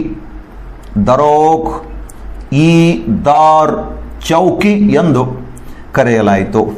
ದರೋಗ್ ಇ ದಾರ್ ಚೌಕಿ ಎಂದು ಕರೆಯಲಾಯಿತು. ನೆನಪಿರಲಿ, ದರೋಗ್ ಇ ದಾರ್ ಚೌಕಿ ಎಂದರೆ ಶೇರ್ ಶಾ ಸೂರಿಯ ಕಾಲದಲ್ಲಿ ನೇಮಕವಾದ ಹೆದ್ದಾರಿ ಪೊಲೀಸ್. ಆ ಹೆದ್ದಾರಿ ಪೊಲೀಸ್ನನ್ನ ದರೋಗ್ ಇ ದಾರ್ ಚೌಕಿ ಎಂದು ಕರೆಯಲಾಗುತ್ತದೆ. ನೋಡ್ರಿ, ಅಂತ ಒಂದು ವ್ಯವಸ್ಥೆ. ಅಂದ್ರೆ ಒಂದು ಕಾಲ ಗೂಢಾಚಾರ್ಯನು ದರೋಗಿದಾರ್ ಚೌಕಿ, ಹೆದ್ದಾರಿ ಪೊಲೀಸ್ ಠಾಣೆಯ ಮುಖ್ಯಸ್ಥನು ಸಹಿತ ದರೋಗಿದಾರ್ ಚೌಕಿ. ಪ್ರತಿ 20 ಕಿಲೋಮೀಟರ್ಗೊಂದು ಹೆದ್ದಾರಿ ಪೊಲೀಸ್ ಠಾಣೆ ಇತ್ತು. ಎಸ್, ಇವೆಲ್ಲ ಮುಖ್ಯವಾಗಿರುವಂಥ ಈ ಒಂದು ಕಾಲದಲ್ಲಿ ಆಗಿರ್ತಕ್ಕಂಥ ಸುಧಾರಣೆಗಳು. ನಾ ಇದೊಂದು ಹೇಳಿದೆ ನಿಮಗೆ, ಪುರಾಣ ಕೋಟೆಯನ್ನು ಕಟ್ಟೋದು ಗೊತ್ತಿರಬೇಕು. ಇನ್ನ ಈತನ ಆಸ್ಥಾನದೊಳಗೊಬ್ಬ ಕವಿ ಇದ್ದ. ನಿಮಗೆಲ್ಲ ಗೊತ್ತಿದೆ, ನಾನು ಹೇಳಿದ್ದೀನಿ. ಈತನ ಆಸ್ಥಾನದೊಬ್ಬ ಕವಿ ಮಲಿಕ್ ಮಹಮ್ಮದ್ ಜೈಸಿ ಅಂತೇಳಿ. ಮಲಿಕ್ ಮಹಮ್ಮದ್ ಜೈಸಿ. ಅಲ್ಲಾವುದ್ದೀನ್ ಖಿಲ್ಜಿ ಬಗ್ಗೆ ಹೇಳೋ ಟೈಮ್ನಾಗ ಹೇಳಿದ್ದೆ ನಾನು, ಮಲಿಕ್ ಮೊಹಮ್ಮದ್ ಜೈಸಿ. ಈ ಮಲಿಕ್ ಮೊಹಮ್ಮದ್ ಜೈಸಿಯು ಹುಮಾಯೂನನ ಕಾಲದೊಳಗೆ ಒಂದು ಕೃತಿಯನ್ನು ಬರೆಯೋದಕ್ಕೆ ಆರಂಭಿಸಿದ್ದ. ಆ ಕೃತಿ ಶೇರ್ ಶಾ ಸೂರಿಯ ಕಾಲದೊಳಗೆ ಮುಕ್ತಾಯ ಆಗ್ತದೆ. ಅದರ ಹೆಸರು ಪದ್ಮಾವತ್ ಅಂತೇಳಿ. ಪದ್ಮಾವತ್ ಎಂಬ ಉರ್ದು ಭಾಷೆಯ ಒಂದು ಕಾವ್ಯ. ಪದ್ಮಾವತ್ ಎಂಬ ಉರ್ದು ಭಾಷೆಯ ಒಂದು ಕಾವ್ಯವನ್ನು ಈತ ರಚನೆ ಮಾಡ್ತಾನೆ. ಅದು ಮುಕ್ತಾಯವಾದದ್ದು ಯಾರ ಕಾಲದಲ್ಲಿ ಅಂತ ಕೇಳಿದ್ರೆ ಶೇರ್ ಶಾ ಸೂರಿಯ ಕಾಲದೊಳಗ ಅದು ಮುಕ್ತಾಯ ಆಗ್ತದೆ. ಶೇರ್ ಶಾ ಸೂರಿ ಕಾಲದಾಗ ಅದು ಮುಕ್ತಾಯ ಆಯಿತು. ಓಕೆ, ಈಗ ನೋಡೋಣ ಮತ್ತೆ. ಈ ಶೇರ್ ಶಾ ಸೂರಿ ಎಂಬ ವ್ಯಕ್ತಿಯು 1545 ನಿಧನ ಹೊಂದಿದ. ಆತನು ನಿಧನ ಹೊಂದಿದಾಗ ಆತನ ಸ್ಥಳದಲ್ಲಿ ಆಡಳಿತಕ್ಕೆ ಬಂದವನು ಇಸ್ಲಾಂ ಶಾ ಸೂರಿ ಎಂಬ ವ್ಯಕ್ತಿ. ಇಸ್ಲಾಂ ಶಾ ಸೂರಿ ಎಂಬ ವ್ಯಕ್ತಿ ಆಡಳಿತಕ್ಕೆ ಬಂದ. ಶೇರ್ ಶಾನ ಉತ್ತರಾಧಿಕಾರಿ ಇಸ್ಲಾಂ ಶಾ ಸೂರಿ ಅಂತ ಬರ್ತಾನೆ. ಈ ಇಸ್ಲಾಂ ಶಾನ ನಂತರ ಆಡಳಿತಕ್ಕೆ ಬರೋನು ಸಿಕಂದರ್ ಶಾ ಸೂರಿ ಅಂತ ಬರ್ತಾನೆ. ಸಿಕಂದರ್ ಶಾ ಸೂರಿ. ಈ ಸಿಕಂದರ್ ಶಾ ಸೂರಿ ಆಡಳಿತ ಮಾಡುವಾಗ ಹುಮಾಯೂನ್ ಅಂತಿದ್ದ ನೋಡ್ರಿ. ಆ ಹುಮಾಯೂನನ್ನು ಟರ್ಕಿಯ ದೇಶದ ಸುಲ್ತಾನ ಮುರಾದ್ ಎಂಬವನ ಸಹಾಯವನ್ನು ತೆಗೆದುಕೊಂಡು ಭಾರತಕ್ಕೆ ಬಂದು ಇವರಿಬ್ಬರ ನಡುವೆ ಅಂದ್ರೆ ಹುಮಾಯೂನ್ ಮತ್ತು ಸಿಕಂದರ್ ಶಾ ಸೂರಿಯ ನಡುವೆ 1555 ಸರ್ ಹಿಂದ್ ಕಾಳಗ ಅಂತ ನಡೀತು. ಆ ಸರ್ ಹಿಂದ್ ಕಾಳಗದಲ್ಲಿ ಹೇಳಿದ ಹಿಂದೆ ನಾನಿದೆ ನಿಮಗೆ. ಸರ್ ಹಿಂದ್ ಕಾಳಗದಲ್ಲಿ ಹುಮಾಯೂನನು ಸಿಕಂದರ್ ಶಾ ಸೂರಿಯನ್ನು ಸೋಲಿಸಿ 2ನೇ ಬಾರಿಗೆ ಪಟ್ಟಾಭಿಷೇಕ ಮಾಡಿಕೊಳ್ಳುತ್ತಾನೆ. ಮೊಘಲರಲ್ಲಿ 2 ಬಾರಿ ಸಿಂಹಾಸನವೇರಿದಂತ ಚಕ್ರವರ್ತಿ ಯಾರು ಅಂತ ಕೇಳಿದ್ರೆ ಹುಮಾಯೂನ್. 2ನೇ ಬಾರಿ ಸರ್ ಹಿಂದ್ ಕಾಳಗದಲ್ಲಿ ಸಿಕಂದರ್ ಶಾ ಸೂರಿಯನ್ನು ಸೋಲಿಸಿ ಆತ ಮತ್ತೊಮ್ಮೆ ದೆಹಲಿಯನ್ನು ಗೆದ್ದುಕೊಂಡು ಆತ ಮೊಘಲ ಚಕ್ರವರ್ತಿ ಆಗ್ತಾನೆ. ಹುಮಾಯೂನ್ ಮತ್ತೆ 1555 1556 ಆಡಳಿತ ಮಾಡಿ ದಿನ್ಹಾಫಾನ ಅರಮನೆಯ ಗ್ರಂಥಾಲಯದಿಂದ ಇಳಿದು ಬರುವಾಗ ಕಾಲ್ ಜಾರಿ ಬಿದ್ದು ಆತ ಸತ್ತ. ಅವ ಸತ್ತಾಗ ಆತನ ಮಗ ಅಕ್ಬರ್ ರಾಜ ಆಗ್ಬೇಕಾಗಿತ್ತು.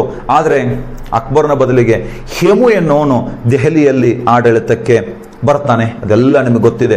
ಕೊನೆಗೆ 2ನೇ ಪಾಣಿಪತ್ ಕದನದಲ್ಲಿ 1556 ನವೆಂಬರ್ 4 ಅಕ್ಬರನು ಬೈರಾಮ್ ಖಾನ್ನ ಸಹಾಯದಿಂದ ಆ ಹೇಮುನನ್ನ ಕೊಂದು ಹಾಕಿ ಅವನು ಶಿರಚ್ಛೇದನ ಮಾಡಿ ರಾಜ್ಯವನ್ನು ವಶಪಡಿಸಿಕೊಂಡು ಅಕ್ಬರನು ದೆಹಲಿಯಲ್ಲಿ ಆಡಳಿತವನ್ನ ಮಾಡ್ತಿರ್ತಾನೆ. ಓಕೆ ಆತ್ಮೀಯ ವೀಕ್ಷಕರೇ, ನಾನು ಇಲ್ಲಿವರೆಗೆ ನಿಮಗೆ ಹೇಳಿದೆ ಯಾರ್ಯಾರು ಮೊಘಲ ಚಕ್ರವರ್ತಿಗಳು, ಅದರ ಜೊತೆಗೆ ಸೂರಿಮನೆತನ ಅಂತೇಳಿ. ಆ ಮೊಘಲರಲ್ಲಿ 6 ಜನರ ಬಗ್ಗೆ ನಾವು ನೋಡಿದ್ದೀವಿ. ಇನ್ನೂ 9 ಜನ ಇದ್ದಾರೆ. ಅಷ್ಟೇನು ಪ್ರಬಲರಾಗಿರೋರು ಅವರು ಅಲ್ಲ. ಅವ್ರ ಬಗ್ಗೆನೂ ಸಹಿತ ನಾವು ನೋಡಬೇಕಾಗ್ತದೆ. ನಂತರ ಅವ್ರ ಬಗ್ಗೆನೂ ನಾವು ನೋಡೋಣ. ಓಕೆ, ಕ್ರಿಸ್ತಶಕ 1707 ಔರಂಗಜೇಬನು ನಿಧನ ಹೊಂದಿದ ನಂತರ ಅಲ್ಲಿಂದ 1857 9 ಜನ ಉತ್ತರಾಧಿಕಾರಿಗಳು ಅಲ್ಲಿ ಆಡಳಿತವನ್ನ ಮಾಡ್ತಾರೆ. ಅತ್ಯಂತ ದುರ್ಬಲರಾಗಿರ್ತಕ್ಕಂಥವ್ರು ಇವರು ಮೊಘಲ ಸಾಮ್ರಾಜ್ಯದಲ್ಲಿ. ಅವ್ರು ಯಾರ್ಯಾರು ಅಂತ ನಾವು ಒಬ್ಬೊಬ್ಬರಾಗಿ ನೋಡ್ತಾ ಹೋಗೋಣ. ಇಲ್ಲಿ ಬಹಳಷ್ಟು ಪ್ರಶ್ನೆಗಳು ಬರಂಗಿಲ್ಲ, ಹಾಗಂತೇಳಿ ಇವ್ರ ಬಗ್ಗೆ ಪ್ರಶ್ನೆ ಕೇಳಲ್ಲ ಅಂತಲ್ಲ. ಅವಾಗ ಪ್ರಶ್ನೆಗಳನ್ನು ಸಹಿತ ಕೇಳ್ತಿರ್ತಾರೆ. ಏನೇ ಪ್ರಶ್ನೆಗಳನ್ನು ಕೇಳ್ತಿರ್ತಾರೆ ಅನ್ನೋದನ್ನ ಒಂದೊಂದಾಗಿ ನೋಡ್ತಾ ಹೋಗೋಣ. ಮೊದಲಿಗೆ ಈ ಔರಂಗಜೇಬನ ಉತ್ತರಾಧಿಕಾರಿ ಅವನ ಮಗನಾಗಿರುವ 1ನೇ ಬಹದ್ದೂರ್ ಶಾ, ಈತನ ಮೂಲ ಹೆಸರು ಅಜಮ್ ಅಂತಿರ್ತದೆ. ನಾನು ಮೊನ್ನೆ ಕ್ಲಾಸ್ ಒಳಗೆ ಔರಂಗಜೇಬನ ಬಗ್ಗೆ ಹೇಳೋ ಟೈಮ್ನಾಗ ನಿಮಗೊಂದು ಮಾತು ಹೇಳಿದ್ದೆ. ಔರಂಗಜೇಬನು ತನ್ನ ಕೊನೆ ಗಳಿಗೆಯಲ್ಲಿ ತನ್ನ ಮಗನಾಗಿರುವ ಅಜಮನಿಗೊಂದು ಪತ್ರವನ್ನು ಬರೆದು ಪಶ್ಚಾತ್ತಾಪ ವ್ಯಕ್ತಪಡಿಸ್ತಾನೆ. ಹೇಳ್ತಾನವ, ದಖಣ್ಣಿನ ಹುಣ್ಣು ನನ್ನನ್ನು ನಾಶ ಮಾಡಿತು ಅಂತ ಹೇಳ್ತಾನೆ. ದಖಣ್ಣಿನ ಹುಣ್ಣು ನನ್ನನ್ನು ನಾಶ ಮಾಡಿತು, ಅದು ಪತ್ರ ಬರ್ದೇರಿ ಅಜಮನಿಗೆ. ಅಂದ್ರೆ ಔರಂಗಜೇಬನು ತನ್ನ ಉತ್ತರಾಧಿಕಾರಿ ಅಂತ ಘೋಷಣೆ ಮಾಡಿದ್ದು ಈತನನ್ನ, ಯಾರನ್ನ? 1ನೇ ಬಹದ್ದೂರ್ ಶಾನನ್ನ. ಈತನ ಒಂದು ಹೆಸರು ಅಜಮ್ ಅಂತಿರುತ್ತದೆ. ಇನ್ನೊಂದು ಅಂಶ, ಈತನು ಜಸಿಯಾ ಕಂದಾಯವನ್ನ ರದ್ದು ಮಾಡಿದ. ಮೊಘಲರಲ್ಲಿ ಜಸಿಯಾ ಕಂದಾಯವನ್ನ ರದ್ದು ಮಾಡಿದ 2 ಜನ ವ್ಯಕ್ತಿಗಳು ಬರ್ತಾರೆ. ಒಬ್ಬ ಅಕ್ಬರ್, ಇನ್ನೊಬ್ಬ 1ನೇ ಬಹದ್ದೂರ್ ಶಾ. ಇವರಿಬ್ಬರಿಗೆಲ್ಲ ಜಸಿಯಾ ಕಂದಾಯ ರದ್ದಾಗ್ತದೆ. ಇನ್ನ ಈ 1ನೇ ಬಹದ್ದೂರ್ ಶಾನ ನಂತರ ಒಬ್ಬ ಜಹಾಂದರ್ ಶಾ ಅಂತ ಬರ್ತಾನೆ. ಜಹಾಂದರ್ ಶಾ ಅಂತ ಬರ್ತಾನ. ಈತ 1712 1713 ಆಡಳಿತವನ್ನ ಮಾಡ್ತಾನೆ. 1712 1713 ಈತನು ಆಡಳಿತವನ್ನ ಮಾಡ್ತಾನೆ. ಜಹಾಂದರ್ ಶಾ ಅಂತೇಳಿ ಬಂದ ಹೋದ, ಇವನಷ್ಟೊಂದು ಮುಖ್ಯವಾಗಿದ್ದವನು ಅಲ್ಲ. ಈ ಜಹಾಂದರ್ ಶಾನ ನಂತರ ಬರುವ ಒಬ್ಬ ರಾಜ ಫರುಖ್ ಶಿಯಾರ್ ಅಂತ ಬರ್ತಾನೆ. ಫರುಖ್ ಶಿಯಾರ್ ಅಂತೇಳಿ. ಈ ಫರುಖ್ ಶಿಯಾರ್ ಎಂಬ ವ್ಯಕ್ತಿ ಕ್ರಿಸ್ತಶಕ 1712 ಕ್ರಿಸ್ತ ಶಕ 1713ರಿಂದ ಆರಂಭವಾಗಿ 1719ರವರೆಗೆ ಆಡಳಿತವನ್ನ ಮಾಡ್ತಾನೆ. ನಾನು ಪರೀಕ್ಷೆಯಾರು ಇಂಪಾರ್ಟೆಂಟ್ ಆದ್ರೂ ಸಹಿತ ಅವನ ಬಗ್ಗೆ ಹೆಚ್ಚಿಗೆ ಹೇಳಕ್ ಹೋಗಲ್ಲ ಇವಾಗ. ಯಾಕಂತಂದ್ರೆ ಡಿಸ್ಕ್ರಿಪ್ಷನ್ ಬಾಕ್ಸ್ ಒಳಗೆ ಒಂದು ವಿಡಿಯೋ ಲಿಂಕ್ ಅನ್ನ ಶೇರ್ ಮಾಡಿರ್ತೀನಿ. ಭಾರತಕ್ಕೆ ಯುರೋಪಿಯನ್ನರ ಆಗಮನ ಅಂತ ಒಂದು ಟಾಪಿಕ್ ಅನ್ನು ಹೇಳೋ ಟೈಮ್ನಾಗ ಬ್ರಿಟಿಷರ ಬಗ್ಗೆ ಹೇಳುವಾಗ ಈ ಪರೀಕ್ಷೆಯಾರ ಬಗ್ಗೆ ಡಿಟೇಲ್ ಆಗಿ ಹೇಳೀನಿ ನಾನು. ಅವಾಗ ಆ ವಿಡಿಯೋ ಲಿಂಕ್ ಶೇರ್ ಮಾಡಿ ನೋಡ್ರಿ ನೀವು. ಯಾಕೆ ಅಂತಂದ್ರೆ ಬ್ರಿಟಿಷರ ಒಂದು ನಿಯೋಗ ದೆಹಲಿಗೆ ಈತನ ಆಸ್ಥಾನಕ್ಕೆ ಭೇಟಿ ಕೊಡ್ತದ. ಈತನಿಂದ ಒಂದು ಫರ್ಮಾನ್, ಆದೇಶವನ್ನು ಹೊರಡಿಸೋ ಒಂದು ಪರೀಕ್ಷೆಯಾರನ ಫರ್ಮಾನ್ ಅಂತ ಕರಿತೀವಿ ನಾವು. ಅಂದ್ರೆ ಬ್ರಿಟಿಷರಿಗೆ ವ್ಯಾಪಾರಕ್ಕೆ ಅನುಮತಿಯನ್ನು ನೀಡಲು ಫರ್ಮಾನ್ ಅನ್ನ ಹೊರಡಿಸಿದಂತ ಒಬ್ಬ ಮೊಘಲ ಚಕ್ರವರ್ತಿ ಅಂದ್ರೆ ಫರುಖ್ಯಾರ್. ಏನಂತ ಫರ್ಮಾನ್ ಹೊರಡಿಸ್ತಾನೆ ಅದೆಲ್ಲವನ್ನ ನಾನು ಅದೇ ವಿಡಿಯೋನೊಳಗೆ ಹೇಳಿದ್ದೀನಿ, ನೀವು ಅದನ್ನೇ ನೋಡಬೇಕು. ಮತ್ತೊಮ್ಮೆ ಹೇಳಿ ಟೈಮ್ ವೇಸ್ಟ್ ಮಾಡೋದು ಬೇಡ. ಈತನೇ ಬ್ರಿಟಿಷರಿಗೆ ತೆರಿಗೆ ರಹಿತ ವ್ಯಾಪಾರ ಮಾಡಲು ಅನುಮತಿ ಪತ್ರಗಳಾದ ದಸ್ತಕಗಳನ್ನ ಕೊಟ್ಟವನು. ಬ್ರಿಟಿಷರಿಗೆ ದಸ್ತಕಗಳನ್ನ ಕೊಟ್ಟಂತ ಮೊಘಲ ರಾಜ ಯಾರಪ್ಪ ಅಂತಂದ್ರೆ ಈ ಪರೀಕ್ಷಿಯಾರ್ ಅಂತ ಇರ್ತಾನೆ. ಈ ಪರೀಕ್ಷಿಯಾರನ ನಂತರ ಆಡಳಿತಕ್ಕೆ ಬಂದವನು ಮಹಮ್ಮದ್ ಶಾ ಅಂತ ಬರ್ತಾನೆ. ಪರೀಕ್ಷಿಯಾರನ ನಂತರ ಬಂದವನು ಮಹಮ್ಮದ್ ಶಾ ಅಂತ ಬರ್ತಾನೆ. ಈ ಮಹಮ್ಮದ್ ಶಾ ಕ್ರಿಸ್ತ ಶಕ 1719ರಿಂದ 1748ರವರೆಗೆ ಆಡಳಿತವನ್ನ ಮಾಡ್ತಾನೆ. 1719ರಿಂದ 1748 ಈತನ ಆಡಳಿತ. ಈ ಮಹಮ್ಮದ್ ಶಾ ಎಂಬ ವ್ಯಕ್ತಿಗೆ ಇನ್ನೊಂದು ಹೆಸರಿರ್ತದ ರೋಷನ್ ಅಖ್ತರ್ ಅಂತೇಳಿ. ಈತನನ್ನ ಕರಿತಿರ್ತಾರೆ. ಬಹಳ ಇಂಪಾರ್ಟೆಂಟ್ ಇವನು. ಬಹಳ ಸಲ ಇವನ ಬಗ್ಗೆ ಕ್ವಶನ್ ಕೇಳ್ತಿರ್ತಾರೆ. ಮೊದಲನೇ ಕ್ವಶನ್ ಸ್ಟಾರ್ಟ್ ಆಗೋದು ಇಲ್ಲಿಂದ. ಮೊಘಲರ ಯಾವ ರಾಜನನ್ನು ರೋಷನ್ ಅಖ್ತರ್ ಎಂದು ಕರೆಯಲಾಗುತ್ತಿತ್ತು ಅಂತೇಳಿ ಮೊದಲನೇ ಪ್ರಶ್ನೆ. ಇದು ಒಂದು. ಇದರ ನಂತರ ಬಹಳ ಇಂಪಾರ್ಟೆಂಟ್ ಆಗಿರುವಂತದ್ದೊಂದು, ಕ್ರಿಸ್ತ ಶಕ 1739 ಪರ್ಷಿಯಾ ದೇಶ. ನೆನಪಿರ್ಲಿ, ಇವತ್ತಿನ ಇರಾನ್, ಅವತ್ತಿನ ಪರ್ಷಿಯಾ, ಇವತ್ತಿನ ಇರಾಕ್, ಅವತ್ತಿನ ಮೆಸೊಪೊಟಮಿಯಾ. ಇವತ್ತಿನ ಇರಾನ್, ಅವತ್ತಿನ ಪರ್ಷಿಯಾ, ಇವತ್ತಿನ ಇರಾಕ್, ಅವತ್ತಿನ ಮೆಸೊಪೊಟಮಿಯಾ. ಅವತ್ತಿನ ಪರ್ಷಿಯಾದೊಳಗೊಬ್ಬ ನಾದಿರ್ ಶಾ ಅಂತ ದಾಳಿಕೋರ ಇರ್ತಾನೆ. ನಾದಿರ್ ಶಾ ಅಂತ ಒಬ್ಬ ದಾಳಿಕೋರ. ಎಲ್ಲವನು ಪರ್ಷಿಯಾದವನು. ನಾದಿರ್ ಶಾ ಪರ್ಷಿಯಾದವನು. ಪರ್ಷಿಯಾ ದಾಳಿಕೋರ ನಾದಿರ್ ಶಾ. ಈ ನಾದಿರ್ ಶಾನು 1739ರಲ್ಲಿ ದೆಹಲಿ ಮೇಲೆ ದಾಳಿಯನ್ನ ಕೈಗೊಳ್ಳುತ್ತಾನೆ. ದೆಹಲಿಯ ಮೇಲೆ ದಾಳಿಯನ್ನ ಕೈಗೊಂಡಂತ ನಾದಿರ್ ಶಾನು ಈತನನ್ನ ಅಂದ್ರೆ ಮಹಮ್ಮದ್ ಶಾನನ್ನ ಸೋಲಿಸ್ತಾನೆ. ಮಹಮ್ಮದ್ ಶಾನ್ ಸೋಲಿಸಿ ಈತನ ವಶದಲ್ಲಿದ್ದಂತ ಮಯೂರ ಸಿಂಹಾಸನವನ್ನು ಮತ್ತು ಕೊಹಿನೂರು ವಜ್ರವನ್ನ ತಗೊಂಡು ಹೋಗ್ತಾನೆ. ಮಯೂರ ಸಿಂಹಾಸನ ಮತ್ತು ಕೊಹಿನೂರು ವಜ್ರವನ್ನು ಈತ ತಗೊಂಡು ವಶಪಡಿಸ್ಕೊಂಡು ಹೋಗ್ಬಿಡ್ತಾನೆ. ನೋಡ್ರಿ, ಮಯೂರ ಸಿಂಹಾಸನವನ್ನು ಸಿದ್ಧಪಡಿಸಿದವನು ಶಹಜಾನ್. 1 ಕೋಟಿ ರೂಪಾಯಿ ವೆಚ್ಚದಲ್ಲಿ ಬಾದಲ್ ಖಾನ್ ಎಂಬ ಶಿಲ್ಪಿಯ ನೆರವಿನೊಂದಿಗೆ ಆ ಮಯೂರ ಸಿಂಹಾಸನವನ್ನು ನಿರ್ಮಿಸಿದ ಶಹಜಾನ್. ಅದರ ಮೇಲೆ ಆಸೀನನಾದ ಮೊಟ್ಟ ಮೊದಲ ವ್ಯಕ್ತಿ ಶಹಜಾನ್. ಆದರೆ ಮಯೂರ ಸಿಂಹಾಸನದ ಮೇಲೆ ಆಸೀನರಾದ ಕೊನೆಯ ವ್ಯಕ್ತಿ ಮೊಘಲ ಚಕ್ರವರ್ತಿ ಈ ಮಹಮ್ಮದ್ ಶಾ ಅಂತೇಳಿ. ಈ ಮಹಮ್ಮದ್ ಶಾನಿಂದ ಕೊಹಿನೂರು ವಜ್ರ ಮತ್ತು ಮಯೂರ ಸಿಂಹಾಸನವನ್ನು ತಗೊಂಡು ಹೋದವನು ಯಾರಪ್ಪ ಅಂತಂದ್ರೆ ನಾದಿರ್ ಶಾ. 2017ರ KS ಫಿಲ್ಮ್ಸ್ನಾಗ ಇದೇ ಕ್ವಶನ್ ಅನ್ನ ಕೇಳಿದ್ರೆ ನೆನಪಿರಲಿ. ನಾದಿರ್ ಶಾ ಏನ್ ತಗೊಂಡು ಹೋದ? ಒಂದು, ಈ ಮಯೂರ ಸಿಂಹಾಸನ ತಗೊಂಡು ಹೋದ, ಕೊಹಿನೂರು ವಜ್ರ ತಗೊಂಡು ಹೋದ. ಆ ಕೊಹಿನೂರು ವಜ್ರವು ಈ ನಾದಿರ್ ಶಾನ ನಂತರ ಅಫಘಾನಿಸ್ತಾನದ ಅಹಮದ್ ಶಾ ಅಬ್ದಾಲಿಯ ಕಡೆಗೆ ಬರ್ತದೆ. ಅಹಮದ್ ಶಾ ಅಬ್ದಾಲಿಯಿಂದ ಅದು ಬಹಳಷ್ಟು ಸುತ್ತಾಡ್ಯದ, ಆ ಕಡೆ ಹೋಗ್ಯದಲ್ಲ ಅದು. ಅದರ ಬಗ್ಗೆನೇ ಒಂದು 10-15 ನಿಮಿಷದ ಒಂದು ವಿಡಿಯೋ ಮಾಡ್ತೀನಿ ನಿಮಗೆ. ಕೊಹಿನೂರು ವಜ್ರ ಎಲ್ಲಿ ಹೋಯ್ತು, ಅದರ ವಿಶೇಷತೆ ಏನು, ಇವಾಗ ಎಲ್ಲೈತೆ ಅಂತೇಳಿ ನಾವು ಅದನ್ನ ನೋಡೋಣ ಆಮೇಲೆ. ಈಗ ಅದ್ರ ಕತೆ ಎಲ್ಲ ಬೇಡ.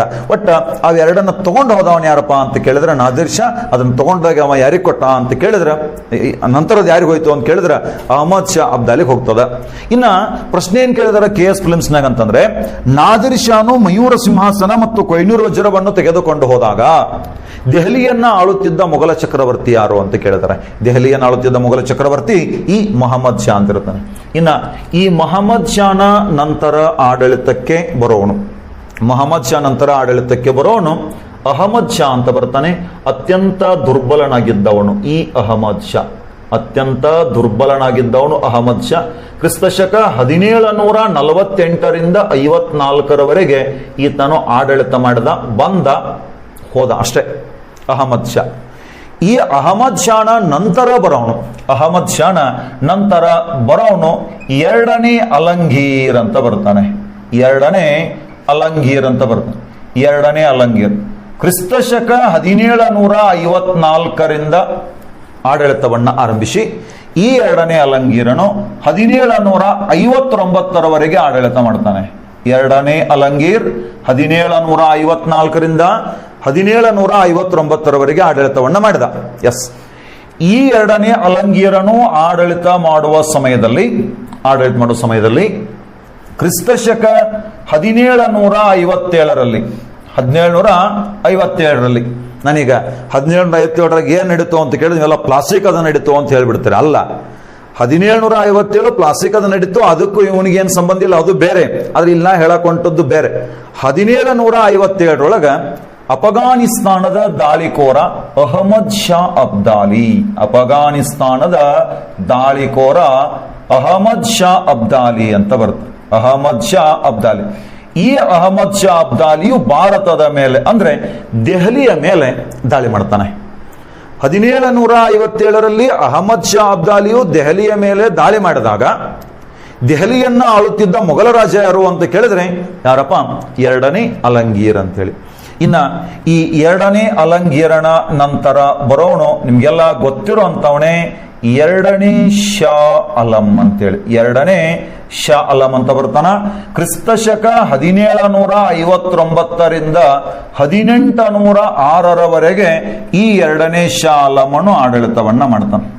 1759ರಿಂದ 1806ರವರೆಗೆ ಸುದೀರ್ಘಾವಧಿಯ ಆಡಳಿತವನ್ನ ಮಾಡಿದ ಈತ ಯಾರೋ ಎರಡನೇ ಶಾ ಆಲಂ. ಇಲ್ಲಿ 3 ಘಟನೆಗಳು ಬಹಳ ಇಂಪಾರ್ಟೆಂಟ್. ಯಾವ 3 ಘಟನೆಗಳು ಅಂತಂದ್ರೆ, ಮೊದಲನೇದ್ದು 1764ರೊಳಗ ಬಕ್ಸಾರ್ ಕದನ ಅಂತ ನಡೀತದೆ.